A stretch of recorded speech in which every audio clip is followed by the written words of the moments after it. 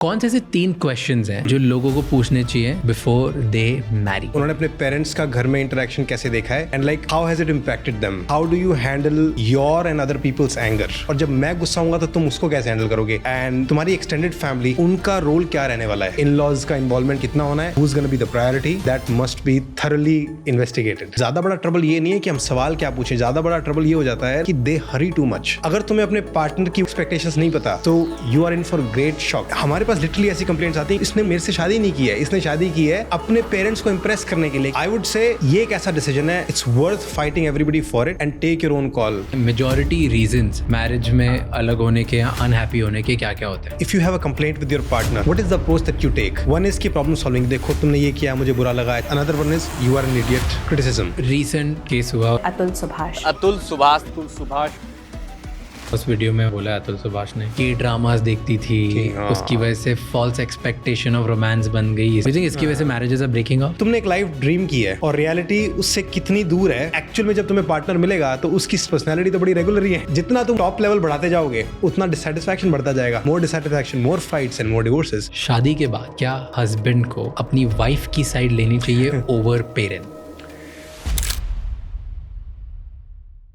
आज का episode start करने से पहले पेन एंड पेपर निकाल लो एंड नोट्स बनाना एंड पॉडकास्ट के एंड में मेरे साथ शेयर करना ट्विटर, इंस्टाग्राम या यूट्यूब पे कि क्या आपको इस एपिसोड से सीखने को मिला। मैंने आज के एपिसोड में बहुत सारी चीज़ें सीखी है। आज के पॉडकास्ट में मैंने सीखा कि कैसे फैमिली का रोल डिफाइन करते हो जब भी आप किसी के साथ एक रिलेशनशिप में आते हो। क्यों फैमिली की वजह से अगर आपने सही से मैनेज नहीं किया तो बहुत सारे लड़ाइयाँ होने के चांसेस होते हैं, एंड अगर मैनेज किया तो सबसे ब्यूटीफुल रिलेशनशिप बन जाती है। एंगर को मैनेज कैसे करते हैं एक रिलेशनशिप में? अपने पार्टनर से कौन से ऐसे 2-3 सवाल हैं जो आप पूछ सकते हो before deciding whether you should Mary और नॉट? एंड अपनी फैमिली के साथ कैसे एक डेफिनेशन, एक बाउंड्री लाइन डिसाइड कर सकते हो ताकि उनकी और आपकी रिलेशनशिप हमेशा बढ़ते जाए, बेहतर होते जाए और स्ट्रांग होती जाए। Watch this episode till the and, क्योंकि बहुत सारी चीज़ें रिलेशनशिप को लेके जो आपको सीखने को मिलेगी। कैसे आप आपकी रिलेशनशिप मम्मी पापा के साथ, पार्टनर के साथ, भाई बहन के साथ, दोस्तों के साथ बेटर कर सकते हो। But before you start this episode, राजशमानी clips and राजशमानी shorts को जाके सब्सक्राइब कर लो, क्योंकि वहाँ पर हम इस बड़े एपिसोड की छोटी छोटी क्लिप्स डालते हैं ताकि कम समय में आपको ज़्यादा से ज़्यादा इंसाइट्स मिलें। एंड इस पूरे एपिसोड का ऑडियो एक्सपीरियंस स्पॉटिफाई पर अवेलेबल है, आप हमें वहाँ फॉलो कर सकते हैं। Enjoy the show.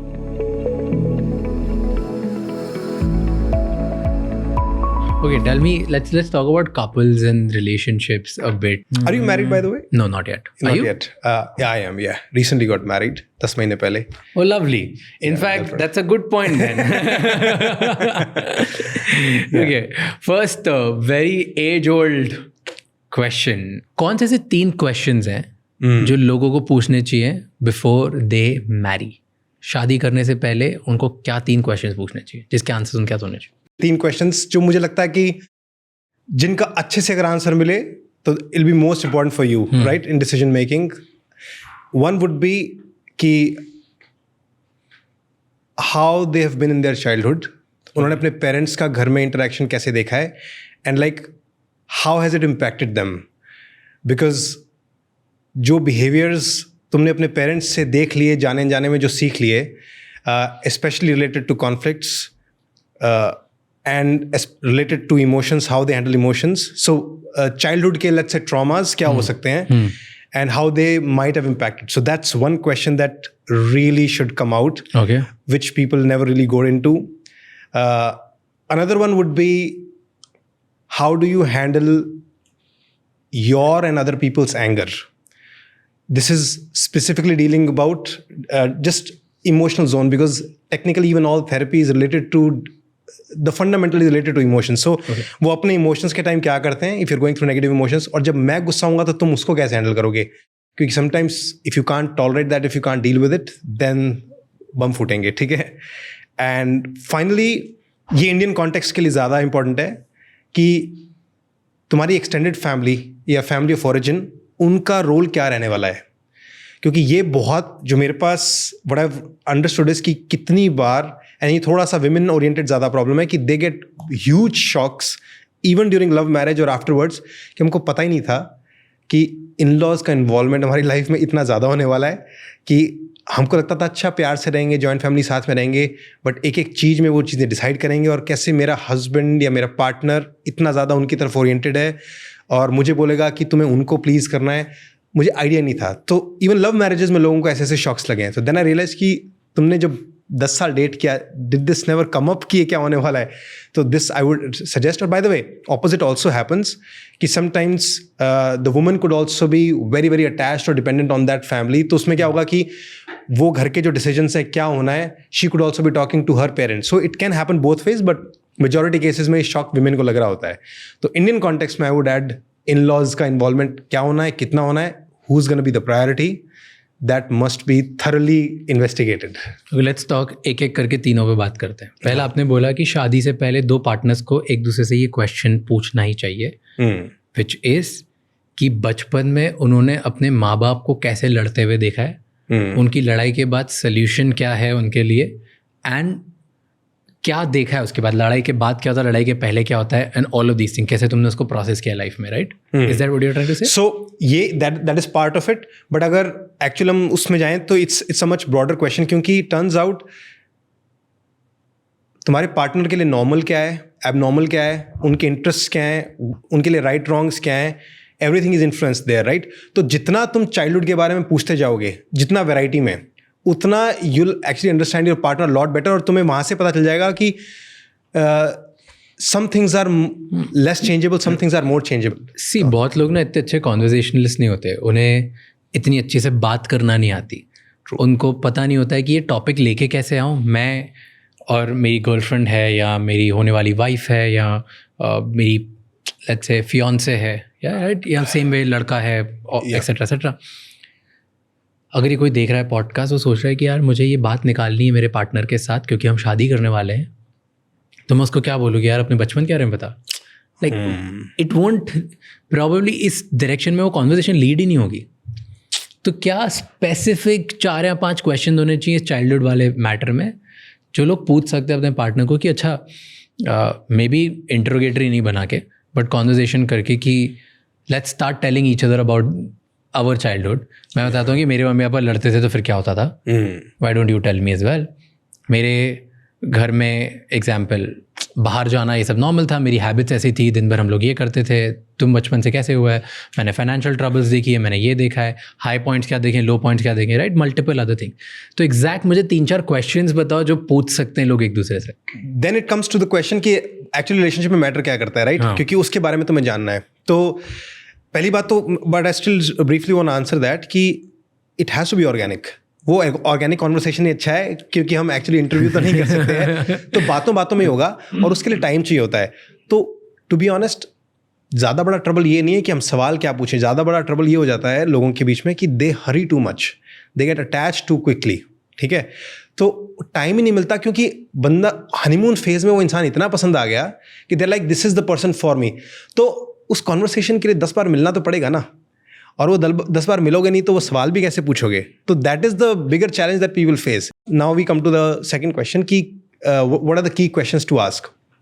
तो आई वुड से कि पहले तो कोर लाइफस्टाइल रिलेटेड चीज़ें डेफिनेटली डिस्कस करनी चाहिए, because technically those will not be the deal breaker. मान लो अगैन तुम्हारी डाइट के जो हम बेसिक चीज़ें पूछते हैं, तुम्हें डेटिंग वेबसाइट पर भी मिल जाती है ना, कि उसमें अगर बेसिक बड़े बड़े डील ब्रेकर नहीं होने चाहिए, वो फिगर आउट हो गए कि चाइल्डहुड से पता चल गया, those questions are normal. But क्या है 2-3 क्वेश्चन? सो फॉर एग्जाम्पल, जैसे मान लो कुछ लोगों के लिए है कि डाइट क्या है, वेज नॉन वेज वाली बातें हैं, ठीक है? Okay. वो इस तरह की जो ऊपर की जो डील ब्रेकर वाली चीज़ें हो जाती है, राइट, कि हम ये तो चलेगा नहीं। जैसे कुछ लोगों के लिए बच्चा करना ही नहीं करना, राइट, ये सब बातें जो ऊपर, हालांकि ये चाइल्डहुड रिलेटेड नहीं है, but just giving you examples of कि जो लाइफस्टाइल रिलेटेड लार्जर चॉइसेस हैं। समटाइम्स कौन सी सिटी में रहना है, आजकल there are breakups happening simply because they can't decide on a single city, because क्या करोगे, कौन अपना करियर छोड़ेगा, राइट? तो ये चीज़ें भी आ जाती हैं। And to be honest, you are never fully safe from this, क्योंकि आज उन्होंने डिसाइड दिल्ली कर भी लिया, बट कल मेरे को मुंबई की अपॉर्चुनिटी आ गई तो मैं चला जाऊंगा, फिर क्या करोगे? तो ये चैलेंजेस रहते हैं।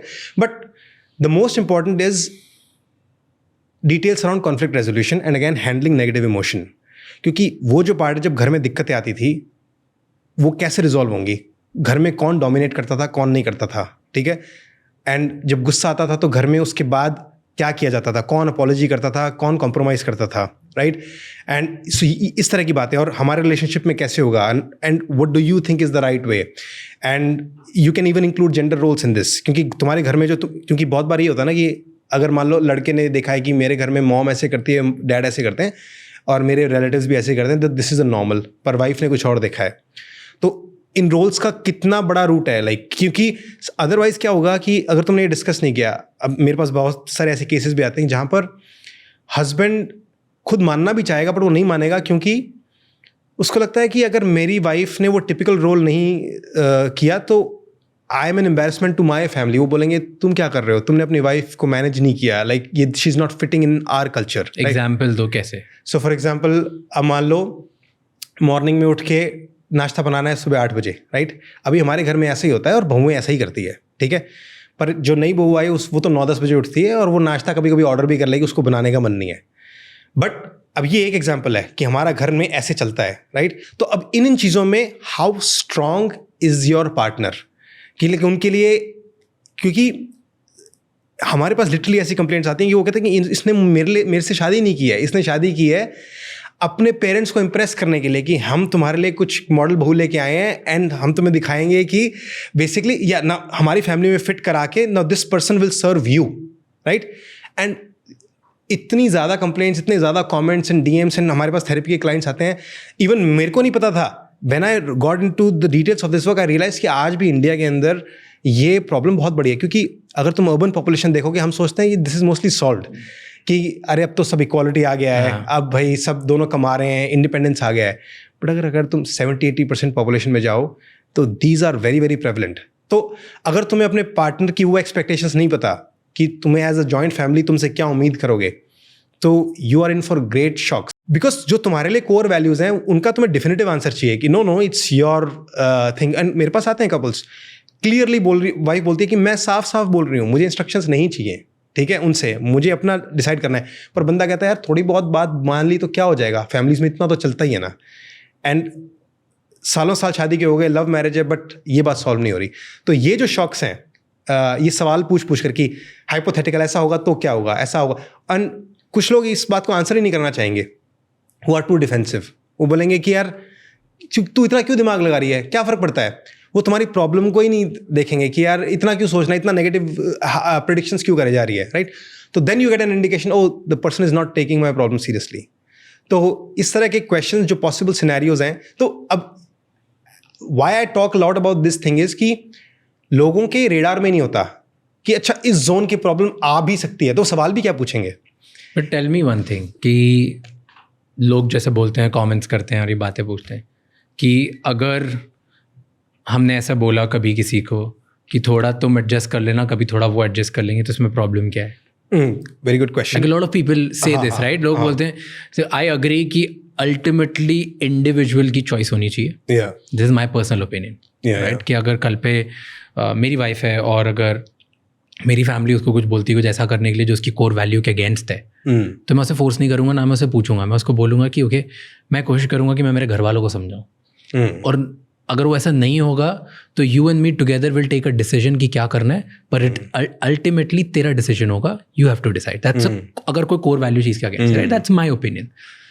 पर जैसे ही अगर ये ओपिनियन बोलते हैं और लोग बोलते हैं, तो लोग बोलेंगे अरे इसमें क्या है, कपड़े तो चेंज करने का बोला, मतलब कौन सी बड़ी बात हो गई, ऐसे कौन सा हमारे घर वाले कुछ बोलते हैं, हमारे घर वाले तो हर चीज़ में खुशी हैं, हर चीज़ में राजी हैं, आप थोड़ा सा तो कर लो, राइट?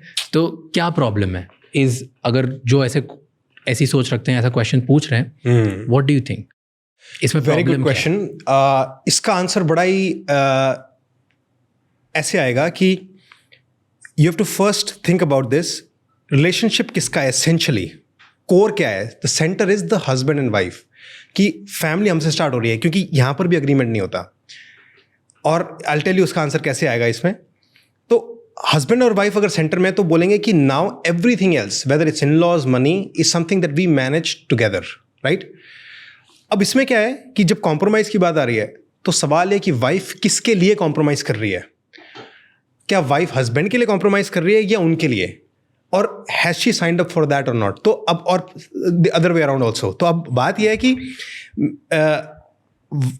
हस्बैंड अगर चाहता है कि मेरी वाइफ एक हफ्ते में एटलीस्ट 2 बार मेरी मॉम को कॉल करे, तो वो वाइफ को मन नहीं है बात करने का, पर वो जो बात कर रही है वो किसके लिए कर रही है? अगर उम्मीद ये है कि नहीं, you have to do the compromise from for my mother, then it is an issue, क्योंकि द वाइफ बोल रही कि I never signed up to marry your mother, कि डेवलप योर रिलेशनशिप, वो मेरे लिए एक्सटेंडेड है। Nice, पर मैं फिर भी तेरे लिए कॉम्प्रोमाइज कर सकती हूँ क्योंकि तेरे लिए इंपॉर्टेंट है, बट हस्बैंड को एक क्लैरिटी होनी चाहिए। So the idea is eight the core, कोई भी रिलेशनशिप में सेक्रीफाइस तो होगा ही, कॉम्प्रोमाइज होगा ही, बट हमारे में क्लियर होना चाहिए कि हस्बैंड की डिमांड ये ना हो कि ये तेरी ड्यूटी है, तेरे को करना पड़ेगा। If he takes that tone, that's the problem. पर अगर वो कहता है कि नहीं नहीं तेरी ड्यूटी नहीं है, तुझे उनसे नहीं रिलेशनशिप बनाना, मत बना, पर मेरी हैप्पीनेस के लिए can you make the compromise, can you do this for me, कि उनसे एक दो बार कॉल करके बात कर ले, हालचाल पूछ ले, मुझे ये हैप्पीनेस देगा। और तब अगर वाइफ इस एनवायरनमेंट में कॉम्प्रोमाइज करती है, देन इट मेक सेंस कि चलो यार मैं तेरे लिए कर रही हूँ, और क्योंकि तूने भी मेरे लिए 4 कॉम्प्रोमाइज किए होंगे। And so if you set up environment that way, then it's healthy. But if you set up environment इनके ये कल्चर है, ट्रेडिशन है, फॉलो करना पड़ेगा, नहीं तो तुम गलत हो, इसलिए कॉम्प्रोमाइज करो, that's the wrong context. I find it very powerful, very nice answer. It's I like this कि मैंने साइन अप किया है मेरे पार्टनर के साथ रहने के लिए, तो मैं सैक्रिफाइसेस उसके लिए करने के लिए रेडी हूँ, क्योंकि वो भी मेरे को ये दिखाती है कि वो भी मेरे लिए सैक्रिफाइसेस करने के लिए रेडी है, और हम दोनों एक दूसरे के लिए करते हैं। तो जब भी अगर थर्ड पार्टी इन्वॉल्व होती है, लेट्स से मेरी मॉम, मेरे डैड, मेरा भाई, मेरी बहनें, या मेरी फैमिली, मेरा डॉग, व्हाटएवर, राइट, कोई भी अगर एक थर्ड पार्टी इन्वॉल्व होती है, उनके लिए अगर सैक्रिफाइस करना है, तो क्या उनके लिए सैक्रिफाइस इसलिए करना है क्योंकि मेरे लिए भी बहुत इंपॉर्टेंट है, कि सिर्फ इसलिए करना है कि क्योंकि यार उनका मन रख दो, छोड़ दो, मेरे को इंपॉर्टेंट नहीं बट उनके लिए कर दो? And that's a very essential question which somebody should ask, because what matters in the end. So ये फर्स्ट पॉइंट था कि क्वेश्चंस चाइल्डहुड के बारे में, लाइफस्टाइल के बारे में, बचपन से क्या नॉर्मल देखा है उसके बारे में बहुत ज़रूरी है, right? That is what you said. उसमें एक चीज़ बोली आपने बीच में कि तुम्हारे घर में जब लड़ाई होती थी तो कौन डोमिनेंट था, कौन डोमिनेंट नहीं था, कौन सॉरी बोलता है लड़ाई करने के बाद? ये क्वेश्चंस पूछना क्यों ज़रूरी है? सो अल्टीमेटली तुम्हारा इन सवालों को पूछ के द गोल इज कि तुम्हें बस सामने वाले की आइडियोलॉजी को जानना है, कि एंड द बेस्ट होगा कि तुम एक्चुअली ऐसे एग्जांपल्स पूछ सको जहां पर रियल लाइफ में उन्होंने कॉन्फ्लिक्ट को हैंडल कैसे किया था वो बता सकें। तो तुम्हें एग्जांपल दिख जाएगा कि यार अगर वो उसने 10 लड़ाइयाँ बताई और 10 की 10 लड़ाइयों में मैं ही सही था, आज तक कभी कोई गलत नहीं दिखा, तो इट्स यू कैन प्रेडिक्ट कि शायद मेरे साथ भी जब लड़ाई होगी तो it might happen that way. तो इट्स लाइक जैसे वो इंटरव्यू नहीं करते हैं, तो वो जब हायरिंग के लिए भी इंटरव्यू करते हैं, तो जो बिहेवियरल इंटरव्यू होता है वो ये होता है कि एग्जाम्पल्स दो अपनी एक्सेलेंस के, कहानियां मत सुनाओ कि मैं क्या कर सकता हूँ, क्या किया था। तो अगर आप पार्टनरशिप में भी वही इंटरव्यू में अगर ये पूछो कि एक्चुअल लाइफ कैसे जी है, जब डिफिकल्ट सिचुएशन आई थी, जब लड़ाई हो रही थी, उस समय तुमने क्या शब्द बोले, उसके बाद तुमने क्या अपॉलॉजी दी, क्या सामने वाले की साइड देखी, क्या कोई कॉम्प्रोमाइज़ किया, अगर उसका एक भी एग्जाम्पल नहीं दे पा रहा, या कोई बात ही नहीं कर पा रहा, तो इट्स लाइकली कि शायद तुम्हारे साथ भी वो नहीं होगा। So that's why you want more and more stories and real life examples from their background, from their childhood, and what they think is right or wrong. So yeah, the more information you have. Do you also think कि बच्चे कहीं ना कहीं बड़े होके अपने माँ बाप जैसे ही बनते हैं in behaviors? Oh, of course. So वो तो एक तो genetic वाला element है कि 50% you share genes. तो this is probably one of the most well researched thing कि behavioral genetics से कि जो तुम्हारे traits हैं, पर्सनैलिटी के भी ट्रेट्स हैं, they are sort of 50% heritable, तो वो एक पार्शियल इफेक्ट तो आता ही आता है। एंड येस, बट उसके बाद of course there is a lot of randomness and culture. No, but I've seen this has happened with me personally and I've seen it with people as well, right? कि तुम अपनी life में अपने माँ बाप जैसे बनते जाते हो विदाउट इवन रियलाइजिंग कि मे बी गुस्से में मेरे पापा ये करते हैं तो मैं अपने अपनी पार्टनर के साथ ये कर रहा हूँ, गुस्से में मेरी मम्मी ये करती तो मैं अपने पार्टनर के साथ ये कर रहा हूँ, एंड तुम्हें पता भी नहीं चलता है, और बाद में एकदम से अवेयरनेस आती, ओ द थिंग जो मुझे सबसे ज़्यादा गलत लगती थी अपने घर वालों में वही मैं बनता जा रहा हूँ without even realising it, right? And ये मुझे रियलाइज़ हुआ था कुछ टाइम पहले about certain traits of me की जो मैंने मेरे घर वालों से डिफरेंट छोटे छोटे डेज में एक्वायर करी थी। मुझे लगता भी नहीं था कि मैं गलत कर रहा हूँ, और यही चीज़ व्हेन आई सैट डाउन था, यही तो मैं सबसे ज़्यादा हेट करता था। सो लेट्स से अगर मेरे घर वालों में 100 चीज़ें अच्छी है और 10 चीज़ें जो गंदी है, उन 10 में से जो टॉप नंबर पे थी ना, मैं वही एक्वायर कर रहा था, 100 चीज़ें एक्वायर नहीं कर रहा था। I'm like, oh shit! And ये मैंने दूसरों में भी देखा है। And then I researched about it कि ऐसा होता है क्या। Large majority of kids, they end up behaving like their parents in either anger or love or at the time of whenever they're feeling a negative emotion. Large majority of kids. Maximum लोग जब गुस्सा होते हैं तो जैसे उन्होंने या तो बचपन में अपनी मम्मी को देखा था या पापा को देखा था, वो वैसे ही बिहेव करते हैं। या जैसे लड़ाई करने के बाद पे, ओह हमारे घर में तो मर्द सॉरी नहीं बोलते, औरतें सॉरी नहीं बोलती, व्हाटएवर दैट उनके दिमाग में जो होता है वही वाली चीज़ करते हैं, राइट। एंड गुस्से में कंट्रोल करते हैं या सफोकेट करते हैं, आवाज़ नहीं ऊंची करनी है, मेरे घर में रोना अलाउड नहीं है, इस तरह की चीज़ें यू जस्ट मल्टीपल थिंग्स जो भी, and you pick up and you don't realise कि आप वही बनते जा रहे हो। तो ऐसा have you notice? Oh no, of course ऐसा होता है कि नहीं? एब्सोल्युटली होता है, ये तो होता, मतलब in fact that is the dominant force, क्योंकि बोथ जीन्स एंड नर्चरिंग, दोनों नेचर एंड नर्चर, क्योंकि चाइल्डहुड का इसलिए इफेक्ट तो आता ही आता है, क्योंकि इट्स नॉट लाइक तुम्हें कोई इंडिपेंडेंट अपॉर्चुनिटी बहुत मिलती है हमारे सोसाइटी के अंदर जहाँ पर तुम अपने खुद के रिलेशनशिप स्किल्स को एक्सप्लोर करो, लर्न करो।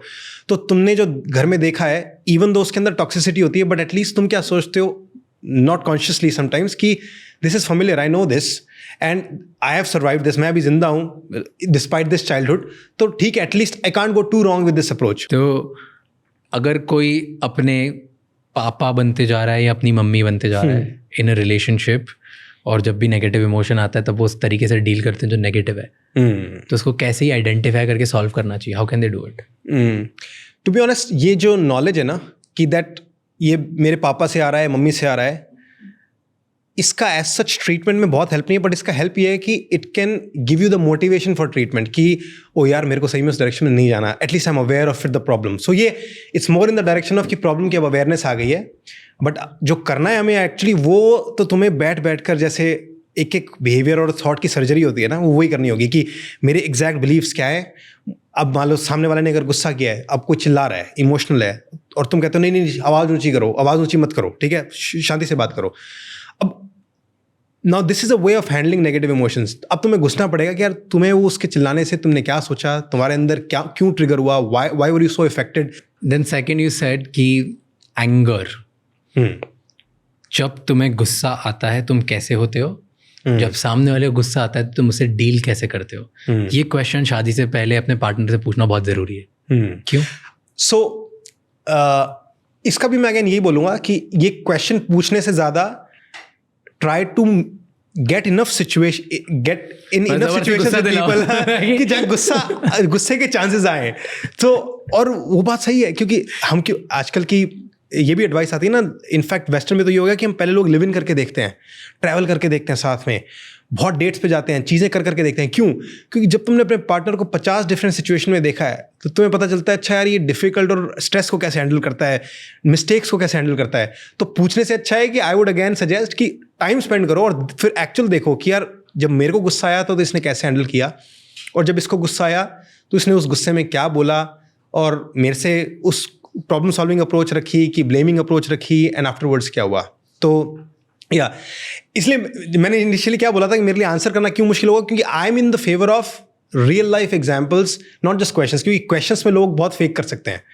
You have to really see it for your self, कि वो तो बोल देगा हाँ मैं तो चिल लूँ भाई, मेरे को फर्क नहीं पड़ता, मैं तो अपना स्ट्रेस नहीं लेता, बट जब एक्चुअल स्ट्रेस आया तो तुम ऊपर से नीचे हो गए तो तुमने घर को सिर पे उठा लिया, तो you have to actually see the person in stress. तो ये तो यार डिफ़िकल्ट है, मतलब वह आ ही जाते हैं ऐसी सिचुएशंस, बट समटाइम्स क्योंकि तुम साथ में नहीं रहते या तुमने ज़्यादा टाइम स्पेंड नहीं किया होता, क्योंकि इंडिया में वो ज़्यादा कल्चर नहीं है कि तुम बहुत ज़्यादा साथ में रह रहे हो सुबह से लेकर रात तक, and you are spending a lot of time together, maybe living together, ये सब कल्चर नहीं है हमारे इधर। ट्रैवल भी आजकल अब स्टार्ट हुआ है इन यंग पीपल, थोड़ा बहुत, वो भी लाइक नॉट लार्ज, राइट।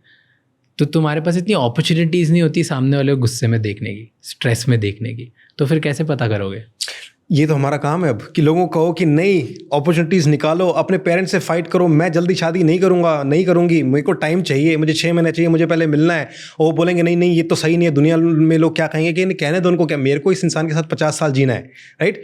तो आप सोच रहे हो कि मैं 1 महीने में देख के बता दूँ कि अच्छा है कि नहीं है, नहीं नहीं, मुझे टाइम चाहिए। सो आई वुड से ये एक ऐसा डिसीजन है जो करियर के बाद या इक्विवेलेंट ऐसा डिसीजन है which will impact you so much, so deeply, for so long कि it's worth fighting everybody for it and take your own call. कि मतलब जितना टाइम लगा सकते हो लगाओ.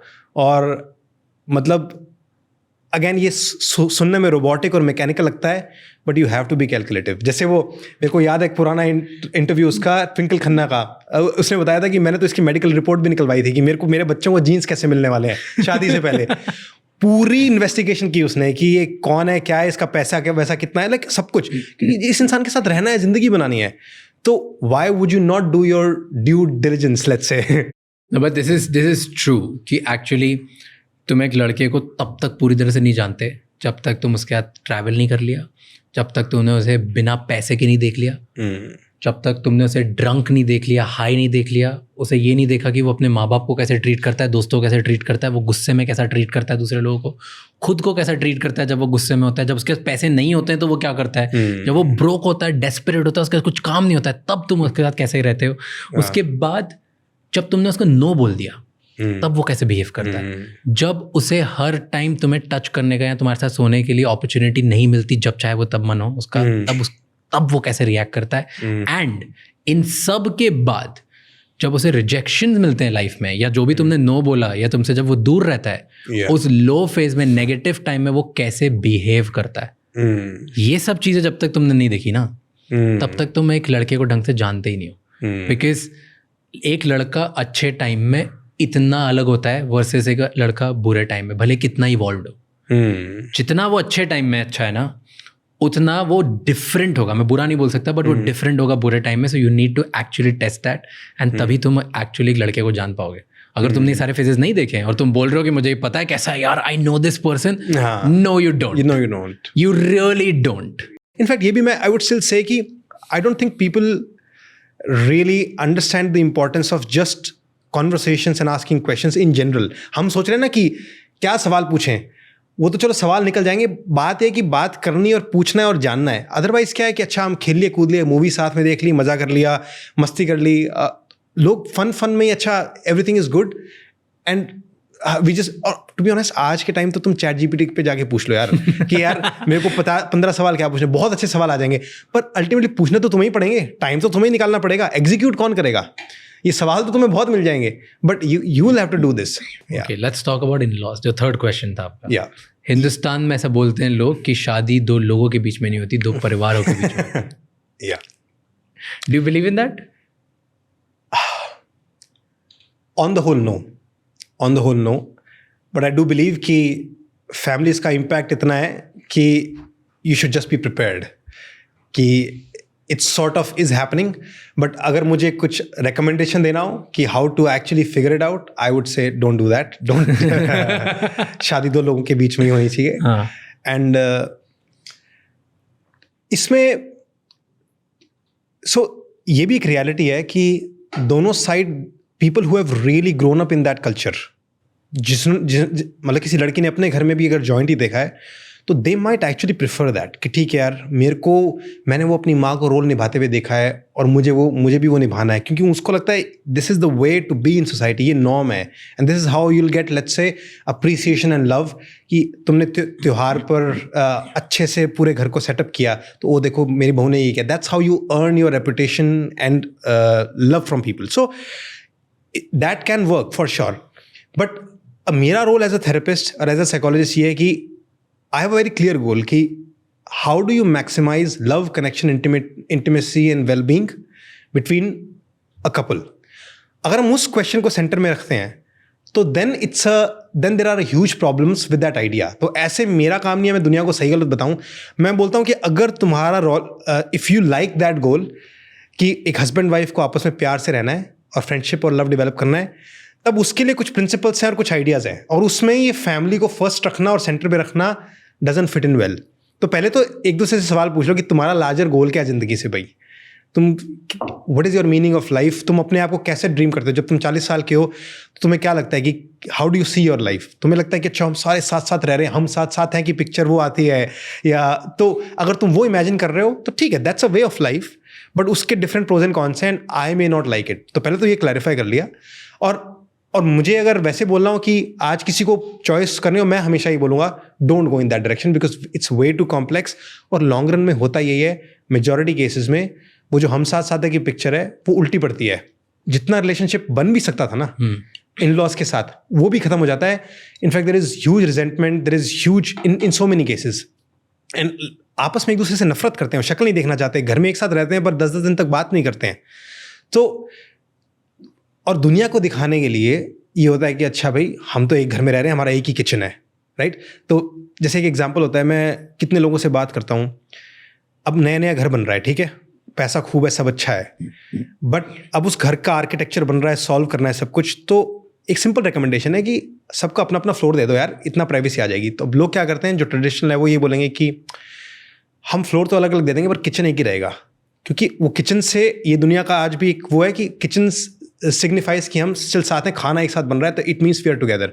मुझे बहुत सारी ऐसी फैमिलीज भी पता है जो साथ में रह के 10 लोग, 20 लोग, 30 लोग, 40 लोग साथ में रहते हैं, 50 लोग साथ में रहते हैं, and they are very happy, and उनका एक ही किचन है, एंड वो उनमें 10 लोग एक रोल काम करते हैं, and they are very happy. And internally भी when you talk to them, उनके भी ऑब्वियसली कॉन्फ्लिक्ट्स होते हैं, but majority of the people in the house are happy because वो लोग सब साथ में रहते हैं, साथ में बिजनेस करते हैं, फैमिली बिजनेस है, सब साथ में रहते हैं, साथ में खाना बनाते हैं, साथ में खाते हैं, उनकी फैमिली के रूल्स हैं और वो सब फॉलो करते हैं, दे आर मोस्टली हैप्पी। सो वो फैमिली ऐसा क्या अलग करती है कि वो 10 लोग भी साथ में रहते हैं और कभी झगड़े नहीं होते हैं, झगड़े होते भी तो सॉल्व हो जाते हैं, दे आर वेरी हैप्पी।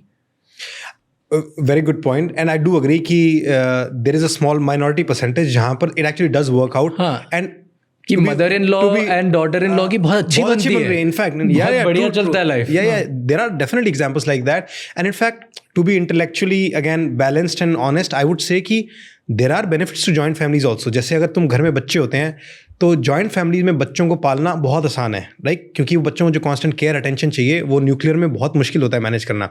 उनकी ग्रोथ एंड सोशलाइजिंग के लिए it can be great also. So I do agree कि उसके डेफिनेटली प्रोज हैं, and some people are able to manage it, but what I have noticed is कि it's not mainly because कि वो कुछ बहुत स्पेशल करें, it's mostly again genetic lottery. Turns out कि अगर मेजॉरिटी तुम्हारी पर्सनैलिटी ट्रेट्स ऐसे हैं which are more agreeable in nature, तुम्हारा इमोशनल अगैन रेगुलेशन अच्छा है, you are more prone to compromising those things, and तुम प्रो सोशल ट्रेट्स ज़्यादा हैं तुम्हारे में, you will end up well. और फैमिली है तो अगर फादर में थे तो इट्स मोर लाइकली कि बच्चों में आएंगे, तो ओवरऑल फैमिली के अंदर प्रो सोशल ट्रेट्स अगर ज़्यादा हैं तो it may still work out, right.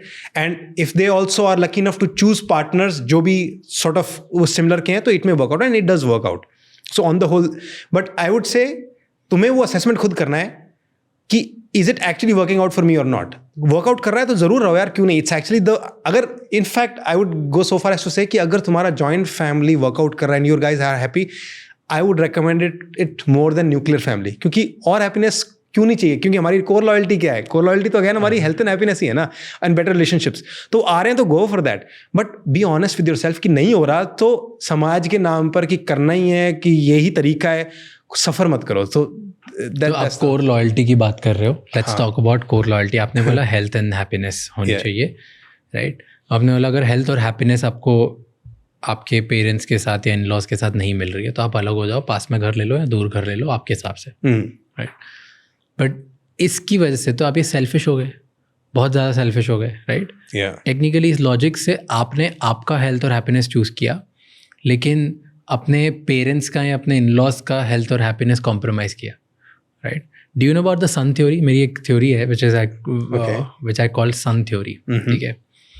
Her human being में नोइंगली अननोइंगली उनका एक सेंटर ऑफ सोर्स होता है, उनका सन होता है, जिसके अराउंड वो रिवॉल्व करते हैं, राइट। किसी किसी की लाइफ में वो काम होता है, उनके हर डिसीजंस, उनकी रिलेशनशिप्स, उनके लोग सब काम के अराउंड रिवॉल्व करते हैं। उनका पूरा दिन, टाइम, बातें, गॉसिप्स, फैमिली रिलेशनशिप सब काम के अराउंड होता है। तो उनका सन होता है काम।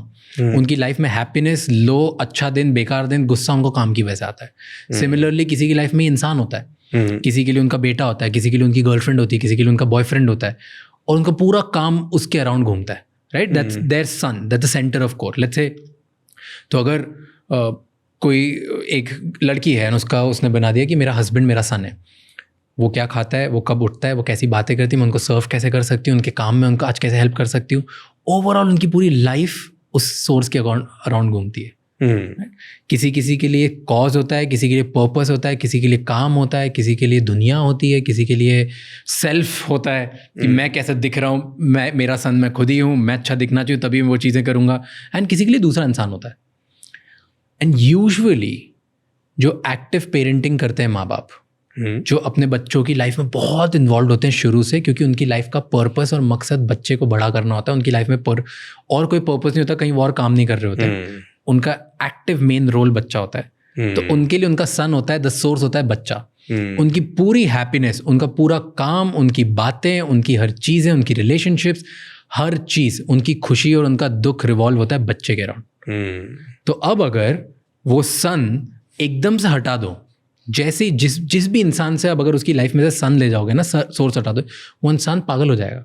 पागल हो जाएगा मीनिंग उसको ये नहीं पता होगा सुबह उठ के करना क्या है, उसे नहीं पता होगा कि मैं खुश हूँ कि दुखी हूँ, उसे नहीं पता होगा कि मेरी लाइफ का पर्पस क्या है.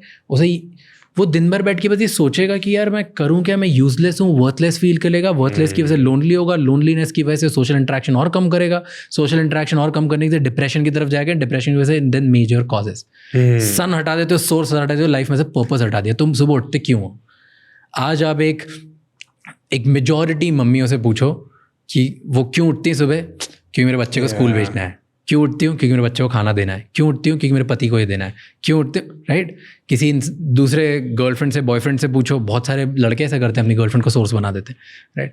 क्यों उठता हूँ? क्योंकि गर्लफ्रेंड के साथ ये करना है. क्यों उठता हूँ? ये करना है. सो आपके उठने का अगर पर्पस जो है वो आपका सन होता है, एंड नोइंगली अननोइंगली आप वो किसी इंसान को अगर बना देते हो और फिर आप वो उनसे ले जाते हो ना, तो बहुत प्रॉब्लमेटिक हो जाती है चीज़ें. एंड यूजुअली अगर आप करते हो इन जॉइंट फैमिलीज, आप जॉइंट फैमिली में मम्मी और पापा का सन है बच्चा, आप एक नए इंसान आते हो, आप बोलते हो कि यार मेरी ना इधर मम्मी पापा से बन नहीं रही है, मेरी हेल्थ और मेरी खुशी की वजह से मुझे अलग हो जाना है. तो आपने माँ बाप से उनका सन छीन लिया ना, माँ बाप डिप्रेस हो जाएंगे, लोनली हो जाएंगे और नीचे चल जाएंगे. सो दैट्स देयर सोर्स, विच अगर आप एज अ साइकोलॉजिस्ट लॉजिक की बातें करो तो उन्होंने क्या सन बनाया, उनकी लाइफ में पर्पस नहीं, not your problem, like most of the people say this. But emotionally if you think that's a big problem, how do you solve that then?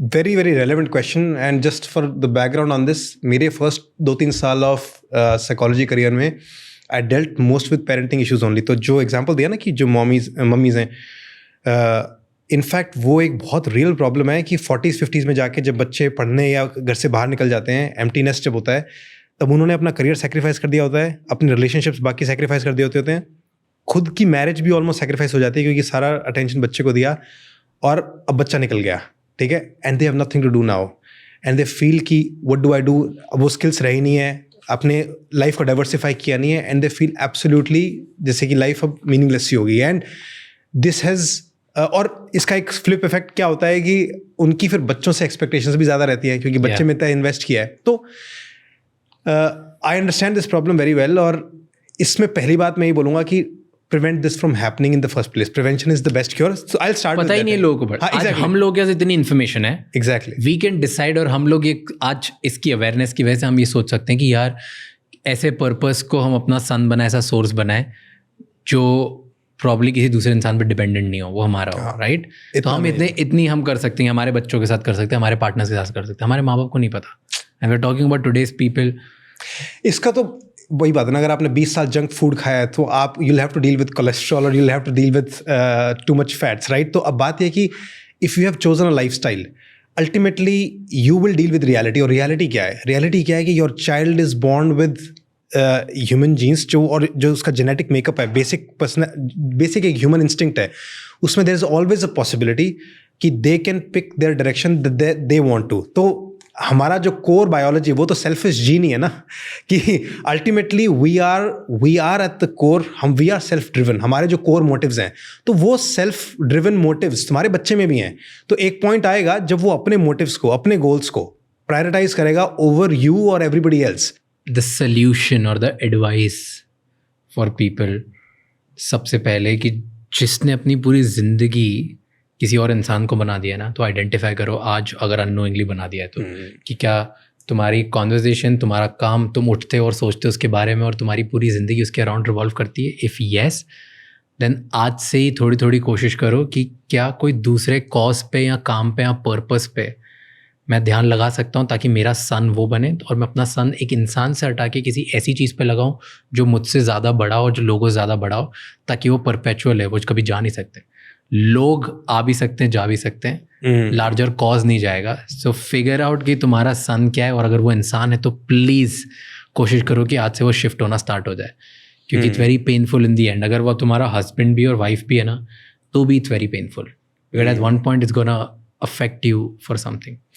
I think in the language of your theory, I would say कि you should have at least 2 or 3 different sons. मतलब No, but usually अगर आप देखोगे तो usually अगर आप देखोगे, because I'm cutting the मैंने इसके बारे में फिर और बहुत पढ़ा, ढूंढा कि कैसे कोई लोग किसी अपनी सोर्स ऑफ हैप्पीनेस किसी इंसान को बना देते हो। I coined it as a sun theory, मेरी बुक में लिख रहा था मैं, राइट। तो उसमें द रियल आंसर वाज, जितने लोग ज़्यादा आगे बढ़ते आते हैं और रिलेशनशिप में होते हैं, बहुत स्ट्रांग बनते हैं, वो अपने बच्चों को अपना पर्पस बना देते हैं, अपने पार्टनर को अपना पर्पस बना देते हैं, राइट। उसमें ये था कि उनके लिए तुम क्या करते हो, उस कॉज को बड़ा करो। फॉर एग्जाम्पल, आपका कॉज अगर ये है कि मुझे मेरी फैमिली को एक फाइनेंशियल स्ट्रैटा जो है, मान लो आज अगर मेरी फैमिली लोअर मिडिल क्लास है, तो मेरा पर्पस है कि मैं मेरी फैमिली को लोअर मिडिल क्लास से अपर मिडिल क्लास में लेके आऊँगा। इससे बेनिफिट मेरी फैमिली ही होगी, बट मेरा पूरा source of happiness and things is कि मैं इस गोल को कैसे अचीव कर रहा हूँ। और इट कैन बी कि मैं खुद को कैसे बेटर कर रहा हूँ, ताकि मैं जितने लोग मेरे रिलेशनशिप में, मेरे आसपास, एक इंसान नहीं, जितने लोग हैं, सबके ज़्यादा बेहतर काम आ सकूँ, या सबके ज़्यादा बेहतर मैं सर्व कर सकूँ, या मैं सबके लिए ज़्यादा बेहतर अपनी रिलेशनशिप कर पाऊँ, ताकि उन्हें लगे कि जब वो मेरे साथ रहते हैं तब सबसे ईजी होता है। तो आप एक रिलेशनशिप पे नहीं कर रहे हो, आप यहाँ तो फोकस कर रहे हो खुद पे, यहाँ फोकस कर रहे हो एक लार्जर कॉज पे, यहाँ आप ह्यूमैनिटी के बारे में सोचो, जो even the greatest we talk about, कि मैं दुनिया में हंगर हटाना चाहता हूँ, मैं दुनिया में एनर्जी क्राइसिस हटाना चाहता हूँ, व्हाटएवर। लाइक अगर आपका इतना बड़ा पर्पस नहीं है, तो सिर्फ पर्पस कैन बी, क्या मेरा पर्पस लाइफ का हो सकता है कि मैं सेल्फ डेवलपमेंट में इतना खो जाऊँ कि मेरे आसपास सब लोगों की लाइफ बेटर हो जाए मेरी वजह से, and that's a better cause to work with. एक बहुत इंपॉर्टेंट क्वेश्चन है, शादी के बाद क्या हस्बैंड को अपनी वाइफ की साइड लेनी चाहिए ओवर पेरेंट्स?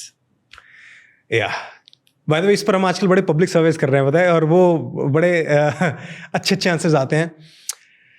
तो on the whole, yes, the husband should prioritize his wife over parents, and the other way also. The woman should prioritize husband over her parents. And let me give you some reasons why I believe that.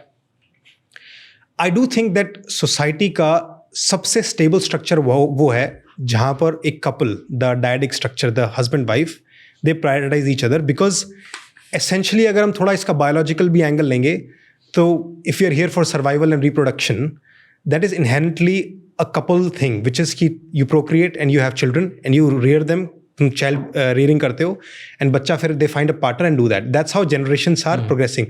तो जो core role है वो society का, वो ये है कि if you do that well, society keeps on going forward. हम extinct नहीं हो रहे हैं, right? As long as that is happening. तो अब हमें, अगर उससे हम अभी modern societies पे आए, how to do that now? तो when husband and wife prioritize each other, that makes it the most stable structure, because उसमें एक तो दोनों के इंटरेस्ट अलाइंड हैं, क्योंकि दोनों का इंटरेस्ट ये है कि अगर हम एक दूसरे को प्रायोरिटाइज कर रहे हैं तो हम अपने बच्चे को प्रायोरिटाइज कर रहे हैं, and we are making sure कि हमारा बच्चा आगे जाएगा।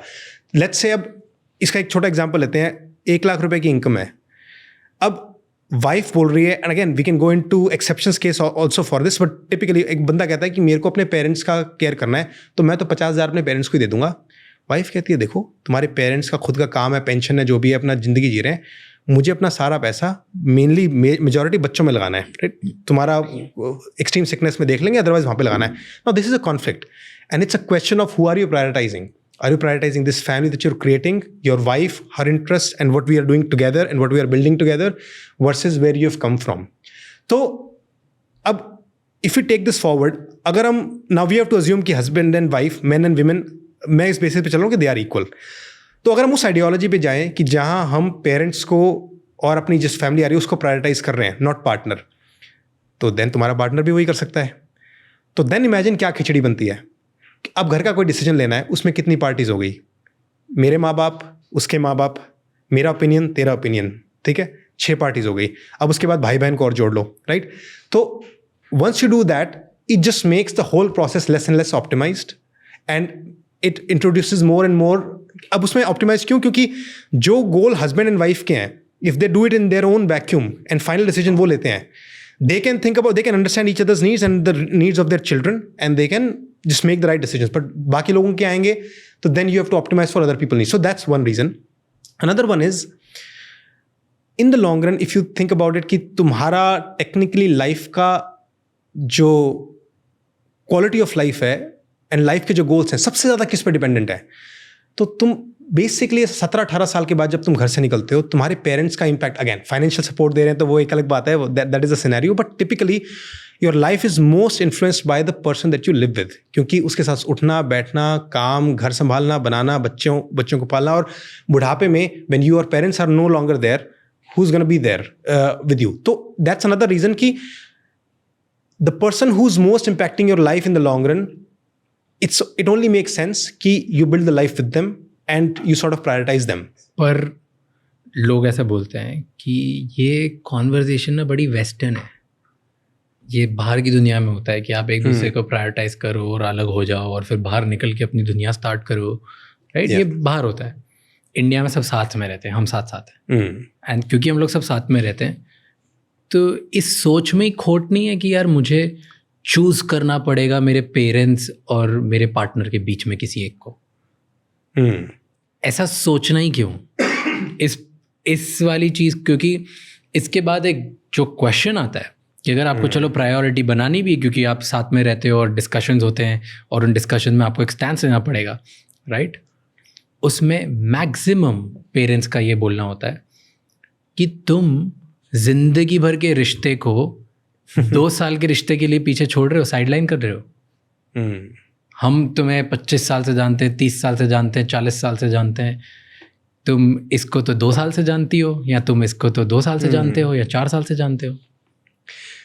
बिल्कुल. और एग्जैक्टली यही आर्ग्यूमेंट्स होते हैं. बिल्कुल सही बात है. और पेरेंट्स का जो वो इमोशनल गिल्टिंग होता है वो ऐसे ही स्टार्ट होता है. पहली बात तो अगर पेरेंट्स ने खुद ने ये किया होता तो ये आर्ग्यूमेंट आता ही नहीं. सो दैट्स, अगर उन्होंने भी एक दूसरे को प्रायोरिटाइज किया होता तो लाइक अच्छा, दैट ओनली मेक सेंस कि तुम दोनों भी अपने आप को करो. तो पहली बात तो अगर तुम आज ये कल्चर में चेंज लाओगे तो you'll make it better for your children, ठीक है. तो तुम स्टार्ट करो पहली बात इसको. Now the question is dealing with your parents. तो एंड आई थिंक उससे पहले वो बहुत इंपॉर्टेंट सवाल यू आस्क्ड कि चूज करना ही क्यों है, हस्बैंड अपने पार्टनर और अपने इन लॉज में चूज करना ही क्यों है.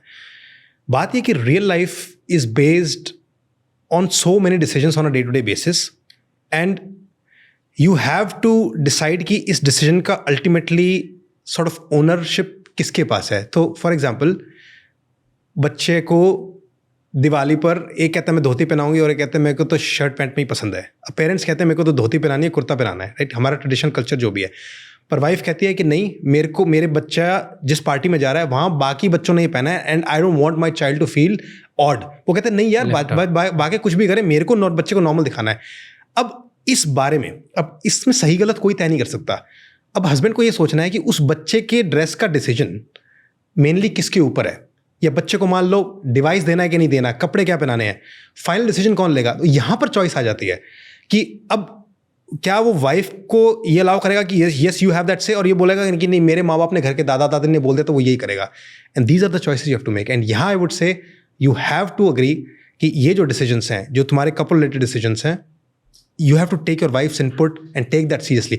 हाँ, तुम्हारी खुद की पर्सनल चॉइस भी है तो वो एक अलग एंगल है कि तुम भी चाहते हो तो फिर तुम्हारा चलो 50-50 बात कर रहे हो, but you can't give this angle कि उन्होंने बोला तो ये करो. So that's a choice, right. Another choice could be spending of time together. तो there are people out there जो घर से काम करके आएंगे और घर में शाम को अपने पेरेंट्स के साथ तो 1 घंटा बैठना ही है, पैर भी दबाने हैं, बात करनी है, ठीक है. एंड वाइफ को टाइम मिलता है जो बच गया, तो हमने घूम लिया, फ्रेंड्स को देख लिया, पेरेंट्स को देख लिया, भाई बहन के साथ बैठ गए, पर वाइफ के साथ टाइम नहीं मिल रहा है, उसको अटेंशन ही नहीं दे रहे हैं, क्योंकि क्या फ़र्क पड़ता है, ये तो यही है, कोई बात नहीं, मेरे को उनके साथ मेंटेन करना है. Again that's a choice. कितना मोमेंट. तो I would say you have to flip that कि you have to make sure कि वाइफ के साथ you have to make sure कि इतना टाइम तो आएगा, उसके बाद once you ensure that जो बचेगा you allocate it properly within your family and friends वो. Now these are ये actual decisions और day to day कैसे जीते उन पे आता है. तो if you don't have your orientation clear, her decision में तुम कहाँ जाओगे वो direction फिर उसका bias ready होगा उसके हिसाब से. So you have to be intentional about it कि मेरे को किस direction को choose करना है. So that's why again based on that previous logic, पहली बात तो you do that there, and I would say कि this is a choice you have to make. जहाँ competing interests हैं वहाँ choice तो करना ही पड़ेगा. तो if you don't make that choice, you are probably going to end up in a relationship जहाँ पर तुम बस एक roommate के साथ रह रहे हो and they don't feel connected to you, they never developed attachment with you. So I mean everything comes with consequences, so pick your loyalty accordingly. And then another question is on the same point कि बहुत सारे parents अपने बच्चों के partner approve नहीं करते क्योंकि उनके दिमाग में एक आइडिया होता है कि ऐसा इनके पार्टनर्स होने चाहिए या किस कास्ट की होनी चाहिए, रिलीजन की होनी चाहिए या multiple other factors, right. And वो अगर वो लड़की चूज़ कर लेती है उनके खिलाफ जाके किसी और के साथ शादी कर लेती है या चूज़ करती है अपने पार्टनर के, लड़का चूज़ कर लेता है अगेंस्ट जाके, एंड देन ये वॉइड बना देते हैं पेरेंट्स. इस टाइम पे एक बहुत बड़ी बात बना देते हैं, गुस्सा बना देते हैं, एंड ये एक मेजर इशू बन जाता है for a larger fight. And इसमें यूजुअली पेरेंट्स का सेम कॉन्वर्जेशन होती है कि तुम अरे 2 साल के पीछे तुम हमारे 50 साल का जो 25 साल का जो 30 साल का जो हमारा रिश्ता है उसको तोड़ रहे हो, right. What do you think, have you, क्योंकि आप एक थेरेपिस्ट, तो आपने बहुत सारे ऐसे केसेस देखे होंगे जहाँ पे पार्टनर्स ने अपनी पसंद से शादी की होगी पेरेंट्स के अगेंस्ट जाके, एंड बहुत सारी ऐसी होगी जो पार्टनर्स ने नई शादी करी होगी क्योंकि उनके पेरेंट्स ने उन पर कुछ प्रेशर डाला या बोला और उन्होंने अपने लवर को छोड़ दिया और किसी दूसरे शादी कर ली अपने पेरेंट्स को इम्प्रेस करने के लिए. कौन ज़्यादा खुश रहता है? For sure, I would say on average, people who choose, they are likely to enjoy more happiness, and they do enjoy more happiness, and there are certain reasons for this, of course. अच्छा, इसको actually क्योंकि ये जो topic भी है कि खुद choose करना, हम इसको वेस्टर्न मानते हैं, राइट. तो और लोग वेस्टर्न एग्जाम्पल देखे they say it as a cautionary tale कि अरे भाई उनके डिवोर्स रेट देखें, खुद चूज़ करते देखो उनके क्या हाल हो रहे हैं. But I think they are misunderstanding the data here कि द आइडिया इज कि जब तुम सेल्फ ड्रिवन होते हो कि I am gonna make choices for my happiness, yes it looks selfish but ultimately you do end up optimizing for your happiness more because that is your goal. तो इसलिए हम ये जो दूसरा वाला पाथ है वो पाथ के पीछे है क्या कि मुझे पता है मेरे लिए क्या इंटरेस्टिंग है, मुझे क्या अच्छा लग रहा है, मुझे स्पार्क कहाँ मिल रहा है. तो तुम पहले मोमेंट से कर क्या रहे हो, तुम पहले मोमेंट से ही अपनी हैप्पीनेस, अपने स्पार्क, अपनी केमिस्ट्री को ऑप्टिमाइज कर रहे हो.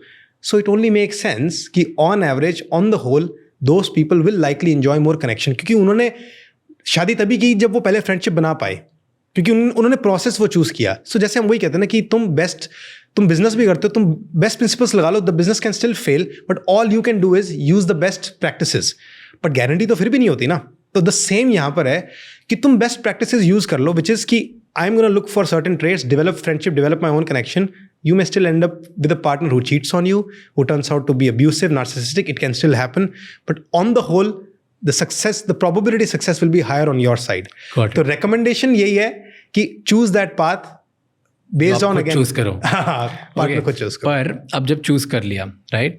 And at this time, अब parents against हो गए कि नहीं करना, हमें नहीं चाहिए, right? So आप fight करके you choose the partner. What happens now? ऐसी टाइप की relationships चलती है? Does it work?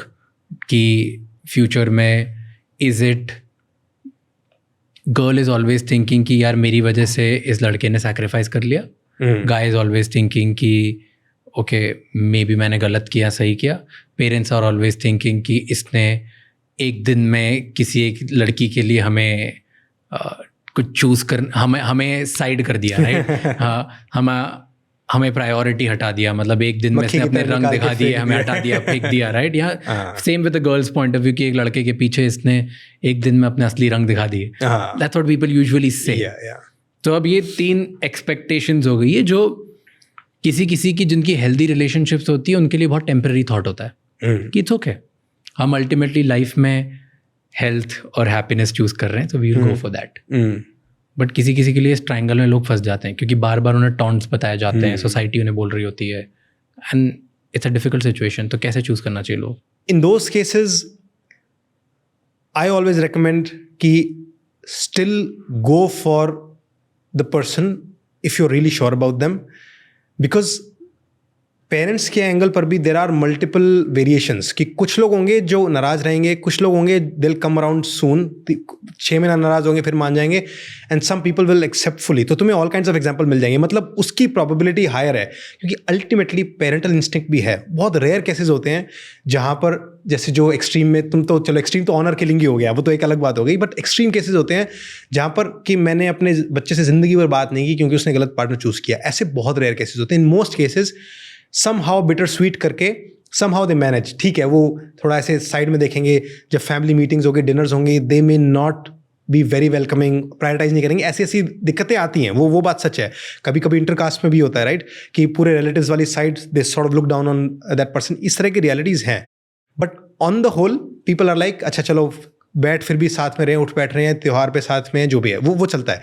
तो आई वुड से कि that is a lesser risk and that is much easier manageable.